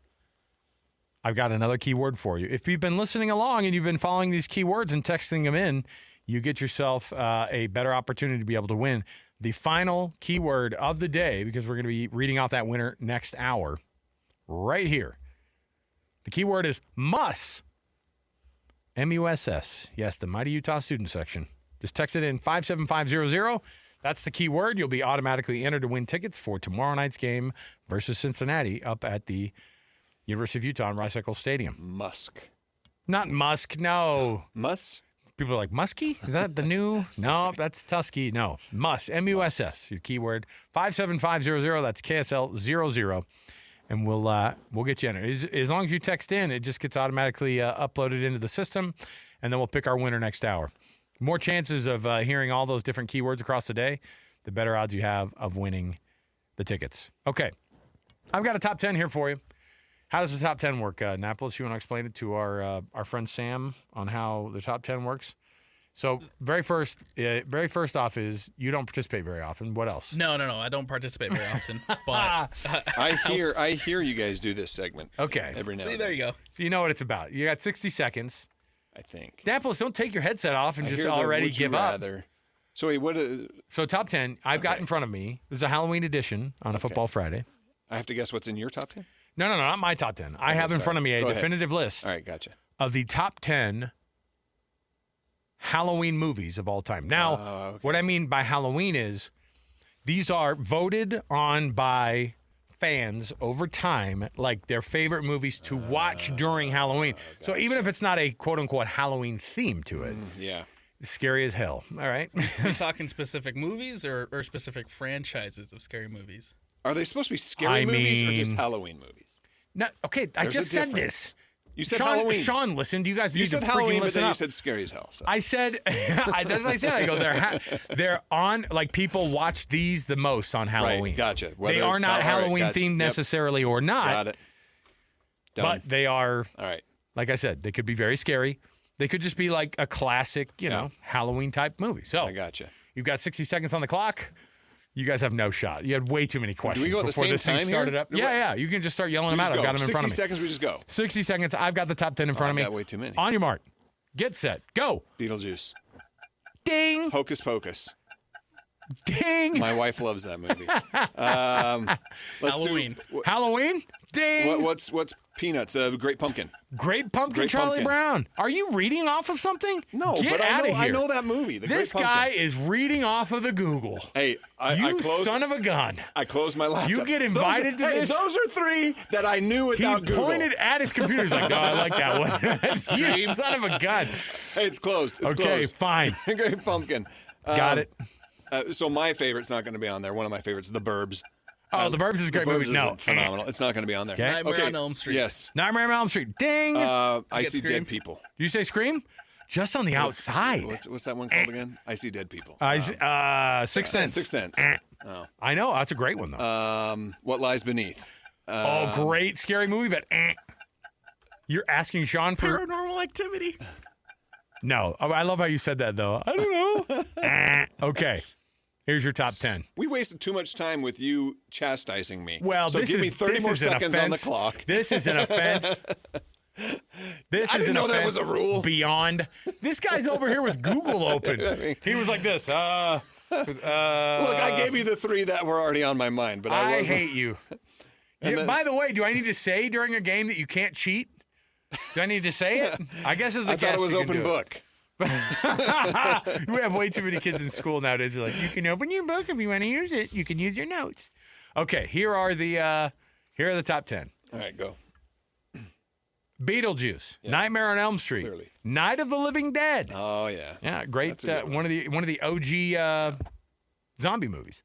The Great Pumpkin, Charlie Brown, Nightmare Before Christmas, Psycho. Did any of us say, did you say Nightmare Before Christmas? No, I don't no, know no. why I He didn't say said that. he said I don't know why I didn't say that. Should have said that. Nightmare on Elm Street. Yeah. Yeah. Hocus Pocus, which you wouldn't have gotten unless you would have cheated off the dang that's- screen that's- in front of you. My wife has to watch it every year. Hey My wife- Google, what's Alex's top 10 of the Halloween movies? Hey Siri, get out of here. No, I'm not doing it. No, Siri, I'm not actually talking to you. Stop. Evil Dead, I don't know that one. Texas Chainsaw Massacre. Oh, yeah. Come on. Classic. Now this one I'm really disappointed in you guys. The last 2, number 3 and number 1, I'm very disappointed. You got number 2, which is Halloween. Number 3 is The Exorcist. Yeah. Disappointing that you Yeah. can't. You're right. Come on. What's the one in the hotel with the twins? That's Number on- 1. What is it? No Child's Play. No, come on. Now I was shocked too. No, what is it? Ghostbusters is actually on the outside what's looking number in. 1? I can't think of the name of it. Shot in Colorado, a lot of it. Yes, up in The Shining. The Shining. The thank you. Shining. So people go to that hotel. Yeah, they do. All the time. What's it called? I don't remember. Me It's neither. like up in Erie. But they have that Colorado. maze. They have that maze Yeah. of hedges out there. It's made it famous. Look, The Shining. But not only that, they had a TV version that was a 2-night event, like on TNT in the 90s. And I'll tell you watched what, that. I did too. That spooked me Here's out. the thing about The Shining. The Stanley Kubrick Shining, which everybody's familiar with because it's got Olive from Popeye Yeah. is in it, Right. But also Jack Nicholson. Here's Johnny, right? Yeah. Coming through the door. So that's the part. But that Shining is kind of not really what the book is. Right. If you've ever read Stephen King's book, the 2-part series that they Yes. did with the guy from Wings, I know what Yes, you're talking about. Yeah, exactly. The guy from Wings. Yep. The brother on Wings. Wings was great. Great show, very underrated. That was way more along the lines of what the actual book And it delivered. scared the crap out of me. It is. I'll tell you what was shocked me was The Ring is not on here. The Ring that's is a good one. classic scary. Yeah. Alien also on the list, but not just on the outside looking in. I can't believe Ghostbusters wasn't on Old there. 1960s, 70ish movie that I watched as a teenager that kept me awake for multiple nights after I watched it, called The Changeling. Oh, That anything. George. So The Changeling is my number Wow. one scariest movie of all time. Yeah, that's probably my number one. That one. Are you the changed me. child killed by the cold car? Like they have a seance They do in the it. seance. The that seance. makes Oh my me gosh. Yes. nuts. Yes. It makes me nuts. Yeah. And part of the thing is it's set in Seattle, and it's you there need you to go. go rent it. What's his name? George. Changeling. I'm yeah. telling you. Watch it with don't- the it's lights not- off in your basement Yeah, by and yourself. it's not the one with what's her name in it. George C. Scott. So George C. Scott's the main guy in it. Yeah. And there's a wheelchair. Yeah. Oh, There's the a ball bounces down the stairs. there's and- digging up yeah. remains and having Yeah. the seance was. That did it for me. That did it for me. Okay. I couldn't sleep. You guys want to hear a story? Could not Real quick, sleep. I've got a Halloween story for you. Do it. I've got a crazy one, but we don't have time for it. No. So the Devereaux Mansion on our property here at Triad Center. Yes. Well-known, We need scary-ish. Make you drum up some. He'll just turn on Thriller. Boom. So, but the Devereaux Mansion next door here, which was built in the 1880s by one of the first millionaires of Salt Lake City, Craig Devereaux. I don't know. No, Johnny Devereaux. Johnny C. So that house is well known for a lot of people in the circles of scary Salt Lake City that it's haunted. The Triad Center used to have this. Now they have the church's security folks. Okay. Yeah. Back in the day, it was like a third party security team that was and they would walk the grounds and they would check up all the properties and blah blah blah. And that's all of Triad Center plus the Devereaux Mansion. Mm-hmm. Now the Devereaux Mansion is creepy looking, right? And then there's not a lot going on. Now you might think of it as it's in that one movie, Dumb and Dumber. Outside the party, the Christmas haunted party by Lloyd Christmas. So we had a security guard back in the day that 100%. I was always like, yeah, blah blah blah. Do you guys see any weird stuff on your rounds and stuff? And he goes, no, but the Devereaux Mansion is definitely haunted. And the guy was matter of fact. Oh yeah, here we go. Yes. So the guy is so matter of fact about this. He was dead freaking serious. He goes, when I lock up there, I typically have to lock up the same door or the same window because it tends to be opened. It's toward the top of the building, and there was a little girl who was killed or died in the home, and I talked to her quite often. The guy was like so freaking matter of fact. He's like, I have conversations with her all the time. She's actually very nice. There's a man in there who's not as nice, and when he's there, I tend to have the other guards shut the doors for me, and I'm like, and I like he was saying it so matter of fact. He's like, I talk to her all the time, like he's talking mentioning like, I talked to your aunt the other day. He's like, no, I speak with her all the time. She's wonderful. But if the man's there, and I don't know if he had something to do with her death, but he's not somebody I like being around. And I was like, okay.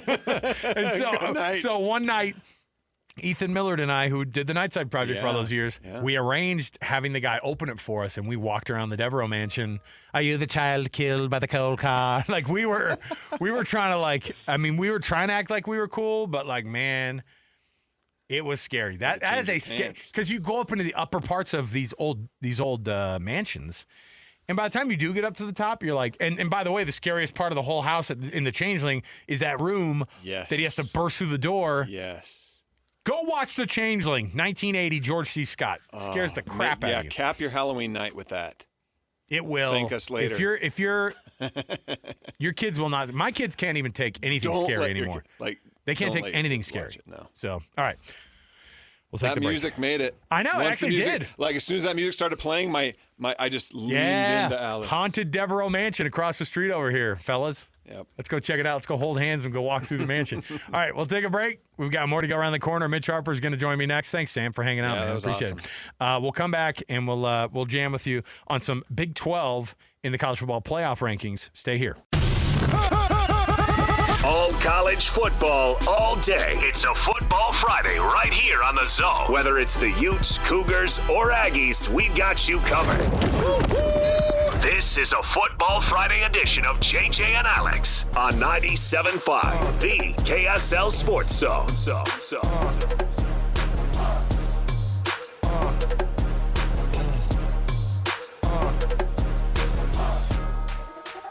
All right, yes, welcome back. It is JJ and Alex, 97.5 KSL Sports Zone. Alex, Kirry, JJ, of course, calling the very first playoff game of it's not the first playoff game, but it's our first 6A playoff game that they're calling over on the other signal. So if you want to go over and take a listen to, you know what? Don't do it. Stay listening to us.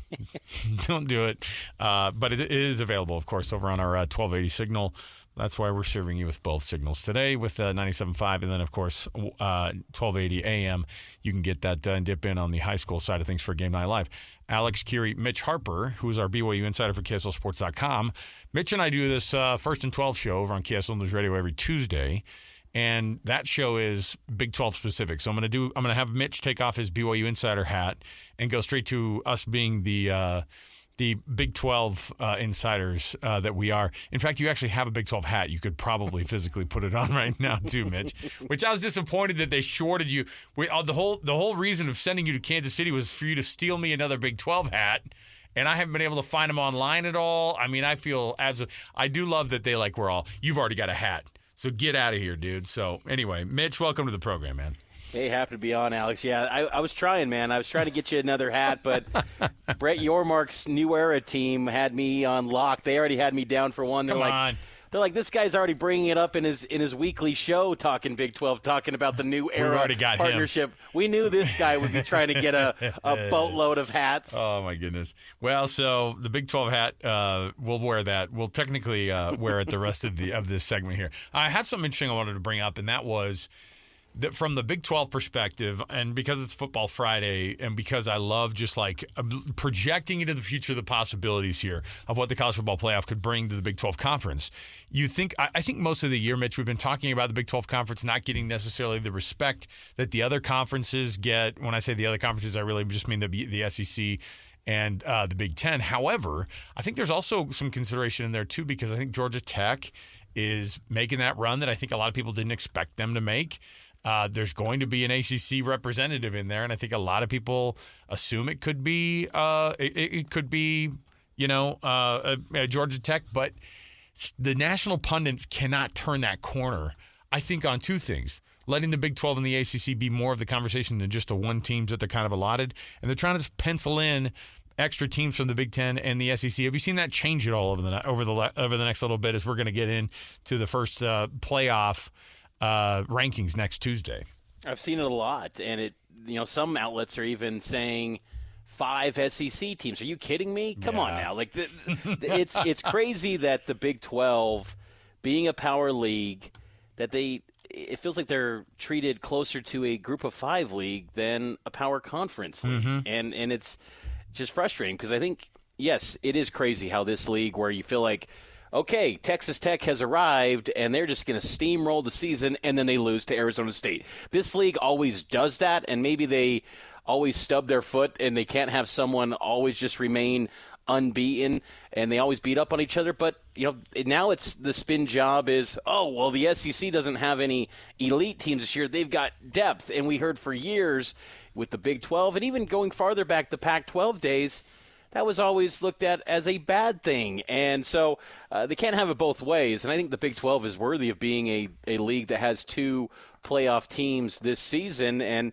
they really need, BYU, Texas Tech, Houston even, which is crazy to say, and maybe and Cincinnati to really push forward and be a conversation to go get those playoff bids. So the Big 12 standings look like this right now. It's a mess, and I can only imagine. And by the way, it's a mess in a year that it was less of a mess at this point last year.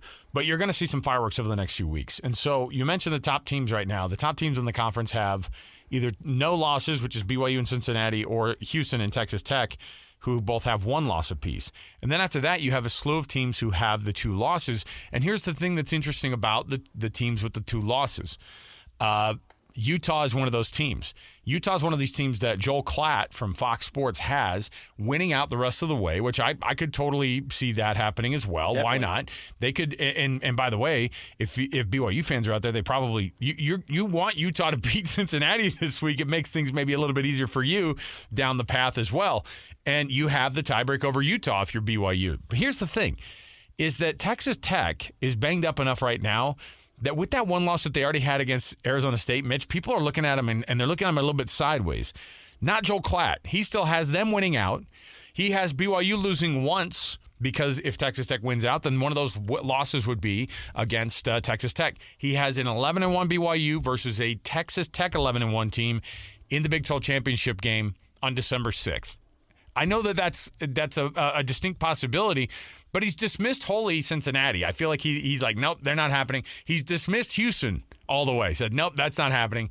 And he keeps Utah kind of sticking around in the sense that they're not going to be a team that, sticks around and is a part of the Big 12 championship because Utah has lost to both BYU and Texas Tech. What he has them doing though is going that 10 wins, and then he has BYU losing to Texas Tech in the Big 12 championship game. And then here's where the stupidity happens. I say stupidity because it's just this hard. And it's not Joel Klatt being dumb. It's a guy guessing. And you could very well see this happen because why not? This is how historically these kinds of things happen. Here's what the write-up is, because his 10 is Oregon, his 11 is Notre Dame, and UCF or USF would be that team getting the G5 spot or the G6 spot or whatever it is that we call it now. So the projected teams that are just, and we're doing a college basketball thing here, Georgia Tech would be 11-2 and would be the first team out. BYU would be 11-2, would be the next team out. Utah 10-2, they'd be the next team out. His argument with BYU at 11-2 is this, and Georgia Tech at 11-2 and not getting in is this. Here, you're gonna love it. You're gonna love it because I haven't told you who it's going to replace or who's not going to get the spot. So Notre Dame is in, according to Joel Klatt, in that last at-large spot with the 2 losses. Notre Dame would be riding the back of a 10-game win streak. Does this sound familiar in your head? We've been hearing this already. There is not a chance this will happen. And here's why. Joel Klatt, I know. Look, Notre Dame's good. They're legit. I think they're a good team. They're a 2-loss team already. They've been a 2-loss team. They started the season 0-2. But that's what those losses happen at the beginning, and they for some reason they love giving people that kind of a benefit of the doubt. But I think in this scenario, he's wrong because the committee, as we learned last year with SMU, they value that 13th data point. Right. And BYU Which gets is that what? And that's the conference championship game. And if they get that data point of the 13th game over Notre Dame, I think BYU would still get in over Notre Dame in that situation because that 13th game has to matter and it has to mean something. You can't just solely base it on quality losses. That is insane. So BYU's 2 losses, by the way, would be against a conference champ. In this case, two versions of a number 7th ranked Texas Tech. You would have lost them twice if you're BYU.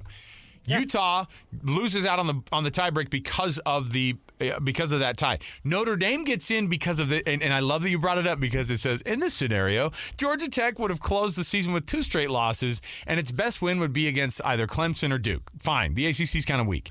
BYU, meanwhile, would have lost to Texas Tech twice in the month in this scenario, which would have wins against Utah and Cincinnati, and would be 11-2.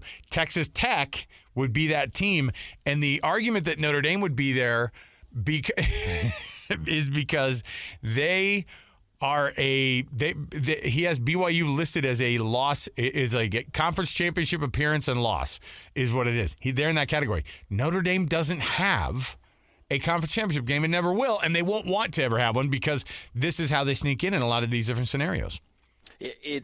There is no way that they would put Notre Dame in over BYU. I know the brand's bias would be scary because Notre Dame has that brand and that clout, and they were in the national championship game last year. But in this scenario where BYU's 2 losses are to a team that would be in the top 7 of the playoff, there's no way. And to have one of those losses be an extra data point that Notre Dame can't have, I can't imagine that would be the case. Okay, that would shock me. Just from a standpoint of like eye test and again, we watch the Big 12 more than we do any other conference, and so it's hard to say. Give me a straightforward but it is difficult to see 3 or 4 teams from the SEC and the Big 10, and yeah, some arguments from Heather Dinich from ESPN. She's like, I think 5 teams, maybe even 6 you should consider.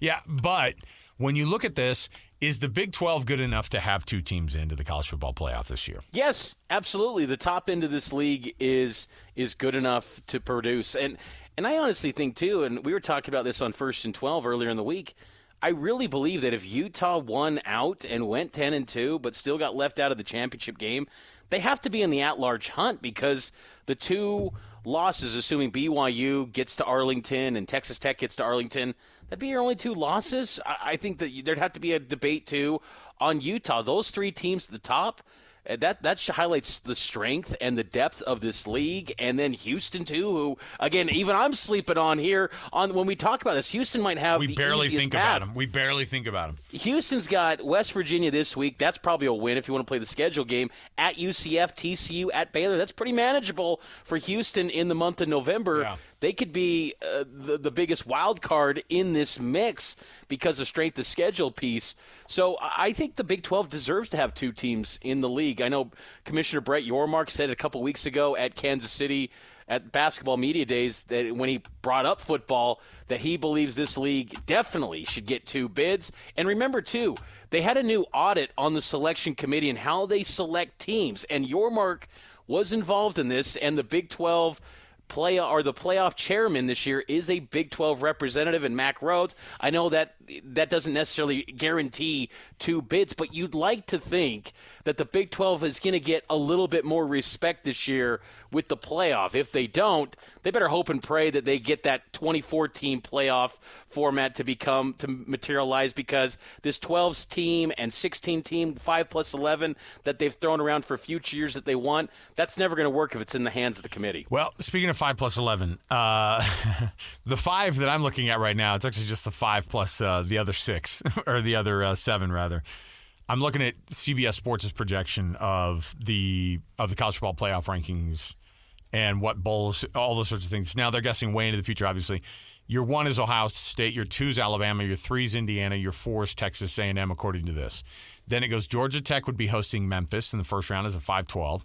Oregon would be hosting Vanderbilt. That's nice, out at Autzen Stadium.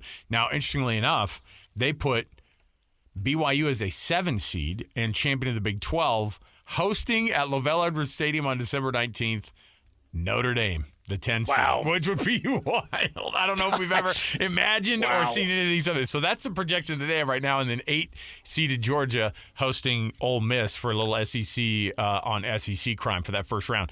Now, these are all just projections. The reality is that I think Texas Tech is still the team to beat, even though they have the 1 loss. I don't know why people dismiss Cincinnati. We're kind of in that camp sometimes. They have a difficult road to hoe, though. They're playing Utah this weekend. I think a lot of people look at the Utes at home in the dark and they go, no freaking way, Cincinnati. You have no idea what you're walking into. But we also have guessed wrong on some of these teams who've come in. And then you look at Houston. I have no idea what to think about those guys. You could have a Cincinnati and Houston Big 12 championship game, and all this is a moot point when we're talking about our local teams here, so maybe it doesn't matter. That's such a great point. I mean, and I think this race, though, is compelling, and I think there's more quality teams at the top in the Big 12 this year, but someone's got to emerge as, a pretty clean record. I think you got to hope, if you're Brett Yormark in the Big 12, to maybe have an undefeated, BYU and a 1-loss team, or 2 1-loss teams in Arlington, to really have a case to get to those 2 teams into the playoff, because that we don't know for sure this year, but history has shown this league doesn't get the respect from the committee, and it's going to be a challenge. And that's why I think it's really, when you think long-term about the Big 12 and the future of the playoff, whatever the format ends up being, it's always dicey to me to put the playoff in the hands of the committee. I almost look at it and say, get the automatic bids, and if you can somehow get a 24-team field with 4 automatic bids for each league, Brett Yormark needs to be begging for that now, because that would be perfect for this situation. And honestly, Alex, I think in college football today, with how many teams are so good on any given week and can really compete on any given Saturday, I think there's a real argument that should be the format these days with how much parity there is in the sport. Mitch, before I let you go here, Cincinnati coming to Utah tomorrow.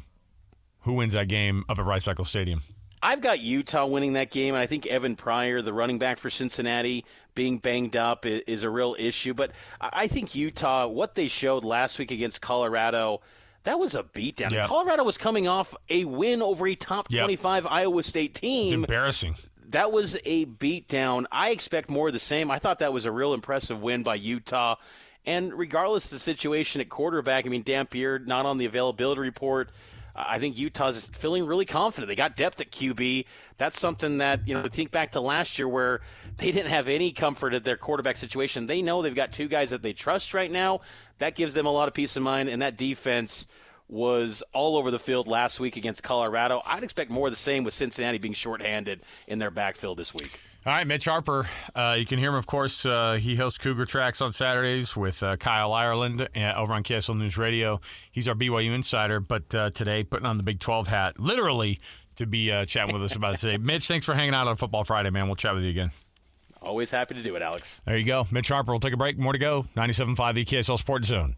You know what's coming. Your daily deep dive into everything Utah Jazz. It's time. All season long and even in the off season. It's Jazz Daily with JJ and Alex on your exclusive home of Utah Jazz basketball. 97.5, the KSL Sports Zone.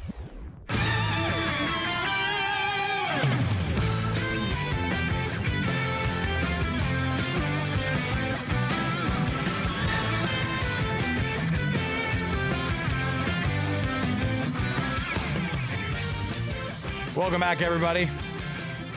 That music, of course, means we're going to get to our Jazz Daily. It's brought to you this hour by the good folks at the Trajan Wealth. Trajan Wealth, TRAJAN Wealth.com for all your trusted local needs in retirement. TrajanWealth.com. I want to remind you also on Tuesday, Hans and Scotty are going to be out at RGS Exteriors from noon to 3. Catch them out there, 4235 Farm Road in West Jordan. Oh, I've got a winner here in front of me. We've got two winners. We've got Chandler Holt, of course, hosts Jazz Notes with Ben Anderson.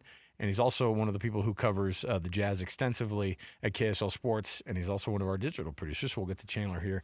He's a winner already, but is ineligible of winning this next prize. Our keyword winner for the day, all day long, we've been asking for those keywords to be entered into 57500. We've got them all, and I have a winner of the pair of tickets to see the Utah Utes and the Cincinnati Bearcats up at Rice-Eccles Stadium tomorrow night. And that winner from Spanish Fork, Braden Rindlisbacher, is your winner. Congrats, Braden. Enjoy those tickets. I love this. I love the keyword game. It's fun. So, Braden, phenomenal job texting in the keywords all day. And Braden and a loved one or somebody he likes a lot is going to be able to see that game tomorrow up at Rice-Eccles Stadium. Where's the Martinellis? Yeah. Well, Braden Rindlisbacher and his friend are going to be popping the Martinellis tomorrow. I'm assuming, if they partake. All right. Joining me on the program right now, it's our Jazz Notes portion of the program as we get you ready for a Jazz game night. 7 o'clock pregame right here on the KSL Sports Zone. 8 o'clock tip-off. Chandler Holt joins us right now. Chandler, what's going on, man? Hey, Alex. How's it going? Oh, I'm hanging in there on a football Friday, but we're talking some Jazz basketball, and that's a good thing because this Jazz team has been fun to watch so far. Your estimation of Will Hardy's team in 2025, 2026 so far, just after 4 games. You're absolutely right. They have been super fun to watch, and I will say we sort of predicted that this offense would have been fun, would have been fast. That was the first thing Ace Bailey really said about the team in his early interviews is like, we're going to be fast, and they have been. But sort of the shocker is their defense has been much better than I think anyone has expected through these first 4 games. Comes in, wins their first one big at home. Now they're 2-2, lost their first home game in the last game against the Trailblazers, but has been a lot of fun. I think Ace Bailey, sort of the name that shines out, sort of had his first breakout, if you want to call it that, in his last game. He's been on a minutes restriction, but made his first few jump shots in the last game. Absolutely. It's been a fun team to watch so far. So the minutes restrictions, obviously something to do with the health that he had at the beginning of the season, which was some stomach bug or a flu or whatever. It took it out of him. Is the team said that he's basically kind of just getting it's almost getting a guy back to like just full playing shape again when you've got a sickness like that. And I think that's what we've been seeing with Ace, right? Yes, absolutely. He was bedridden for 6 days. So it was leading up to the first game of the season. Dang. So not only was he not like having any game prep, he wasn't on the court. So it's like just thinking about that, if you're in your bed for 6 days and you're going and playing an NBA basketball game, it's not going to go very well for you. And you saw that in the preseason. Of course, the scoring was awesome, but he was hustling. He was down there getting rebounds, and that just wasn't something you saw from him the first few games.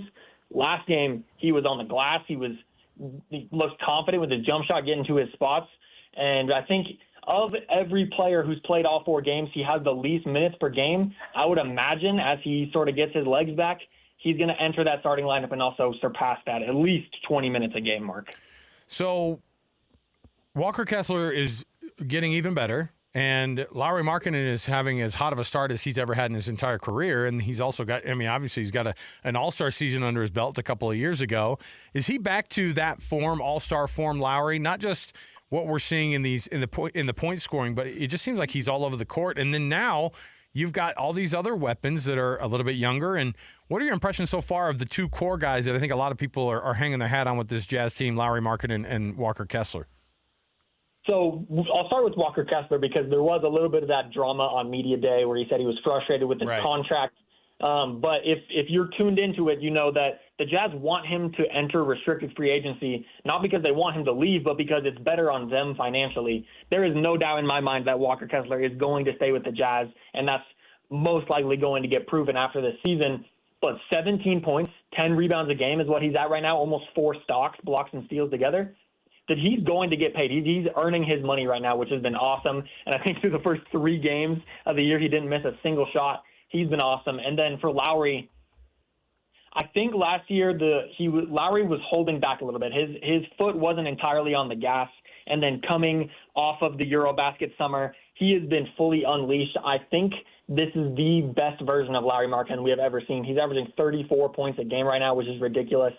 And I expect him to be pedal to the metal this entire year. I don't know if he'll average 34 points a game, but I think in his All-Star year, he was right around 25. I wouldn't be surprised if he's maybe at 27 or something like that this year. Chandler, what are the guys that are the new names that have been popping up for you? I think Walter Clayton Jr., the first night when they had the jersey exchange, he had a good enough preseason that people were like, I kind of like this dude out of Florida. And he obviously was a baller and got a national championship for his team. But, coming in as a guy who's 24, I think a lot of people overlook you because they're like, hey, if you played all 4 years in college, I don't know if you're that good. But Walter Clayton's been pretty good. Taylor Hendricks is doing the things I think that we were anticipating we would have seen, and it's nice to see him after that injury. Who's been some of these newer guys that you've seen pop up in this early part of the season that you're like, that's a guy who could be on this roster for a long time? I would say Walt Clayton absolutely is the first name that pops into my head for that. He has just been as consistent as you can be as a rookie point guard. It's sort of a thing in NBA history that rookie point guards always struggle because not only are you looking at new defenses, but you have better defensive players all around you. So trying to break apart the defense, which is usually the point guard's job, is much tougher. But those 4 years of college, which is sort of a thing that GMs and scouts might be like, maybe we should be wary of that. He's come in and he's been absolutely awesome. I think it's been Ben's take that at some point this year he's going to rise as the Jazz's starting point guard. Now, if Keontae George is playing as good as he has been, that's going to be a tough task. But I would say Walt Clayton is maybe as confident as anyone, of course, besides Ace Bailey, that, he's going to be on the Jazz in 4 or 5 years. Chandler, another guy that, I've been watching a lot this year, and I've gotten pretty excited about. At the same time, I think people are a little trepidatious about how they feel about Keontae George, who I think has had a pretty decent year so far. And what have you seen improved in his game? I think Ben tweeted something out the other night. I was like, hey, the Keontae George of years past would have had this type of a night, a lot worse than he's been having. What has he changed in his game to where he's looked a lot better, he's a little bit more consistent, and he's not that guy who has been delivering or feeling like he probably needs to put more on his shoulders than he had to? Yeah, Keontae has been awesome this year. I've always been high on Keontae George. This year specifically, I would say in years past, I feel like he had the I need to shoot mentality. Like, I haven't gotten a shot up in 5 possessions, so maybe I should get a look. Like, I should look to get something for myself.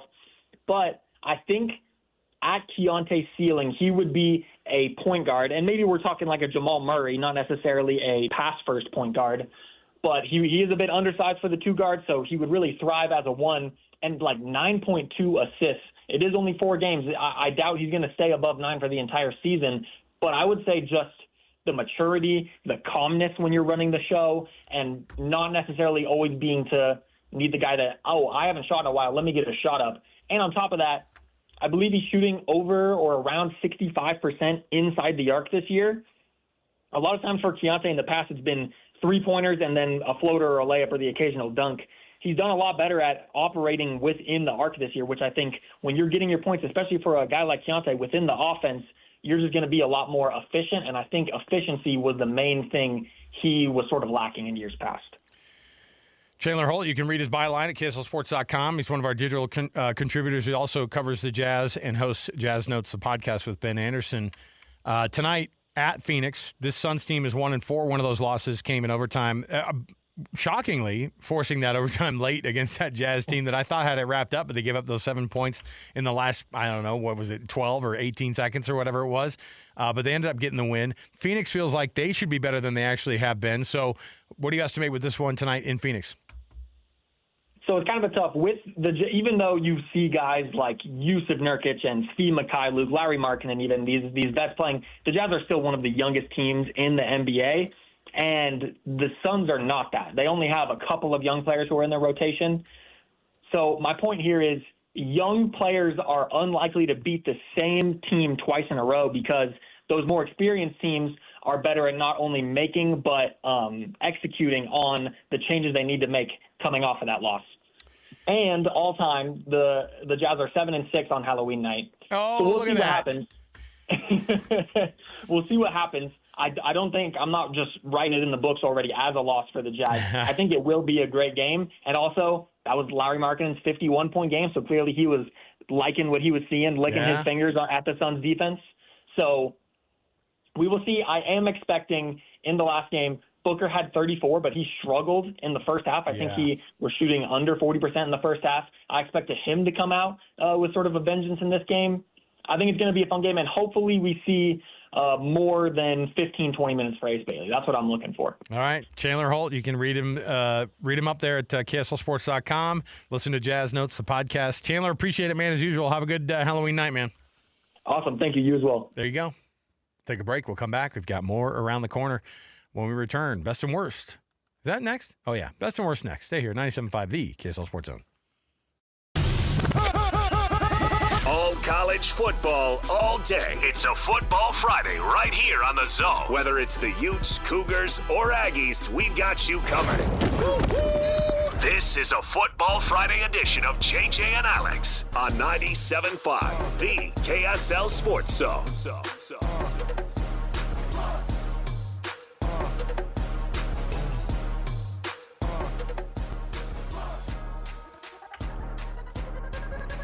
All right, everybody, welcome back. JJ and Alex, 97.5 KSL Sports Zone. Hey, welcome back to the show. Alex Annapolis, have you had a good Football Friday, bro? It's been a fantastic Football Friday, man. Come on. Good, right? I mean, for the one game we got to get ready for, I'm ready.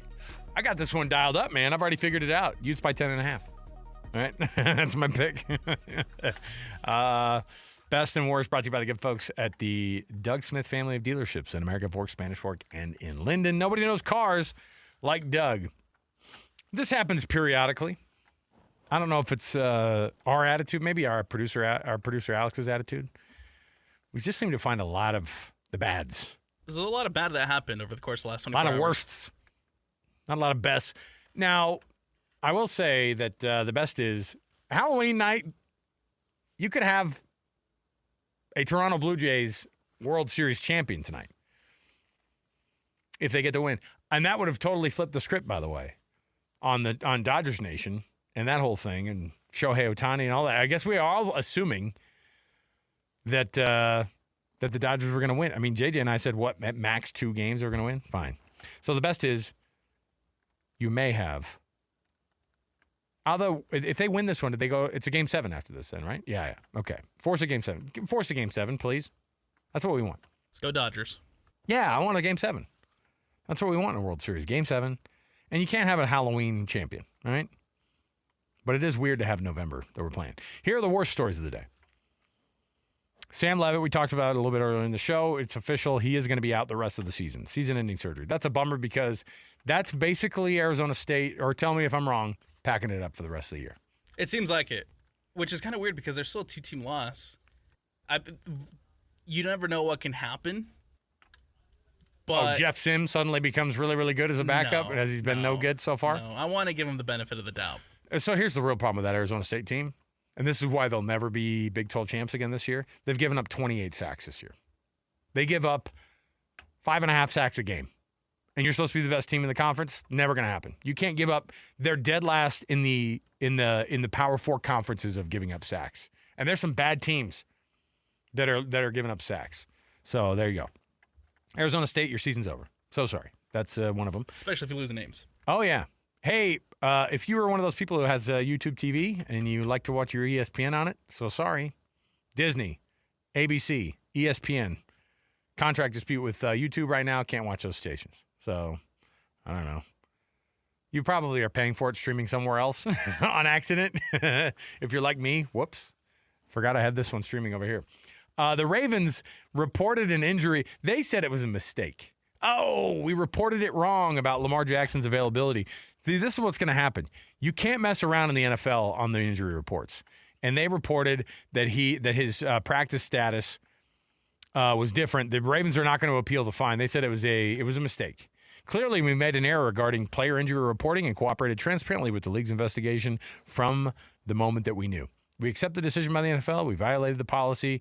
We've taken the steps to ensure that it will not happen again. So they misreported on Lamar Jackson's status. By the way, they did exactly what we thought they were going to do, right? They blew him up last night.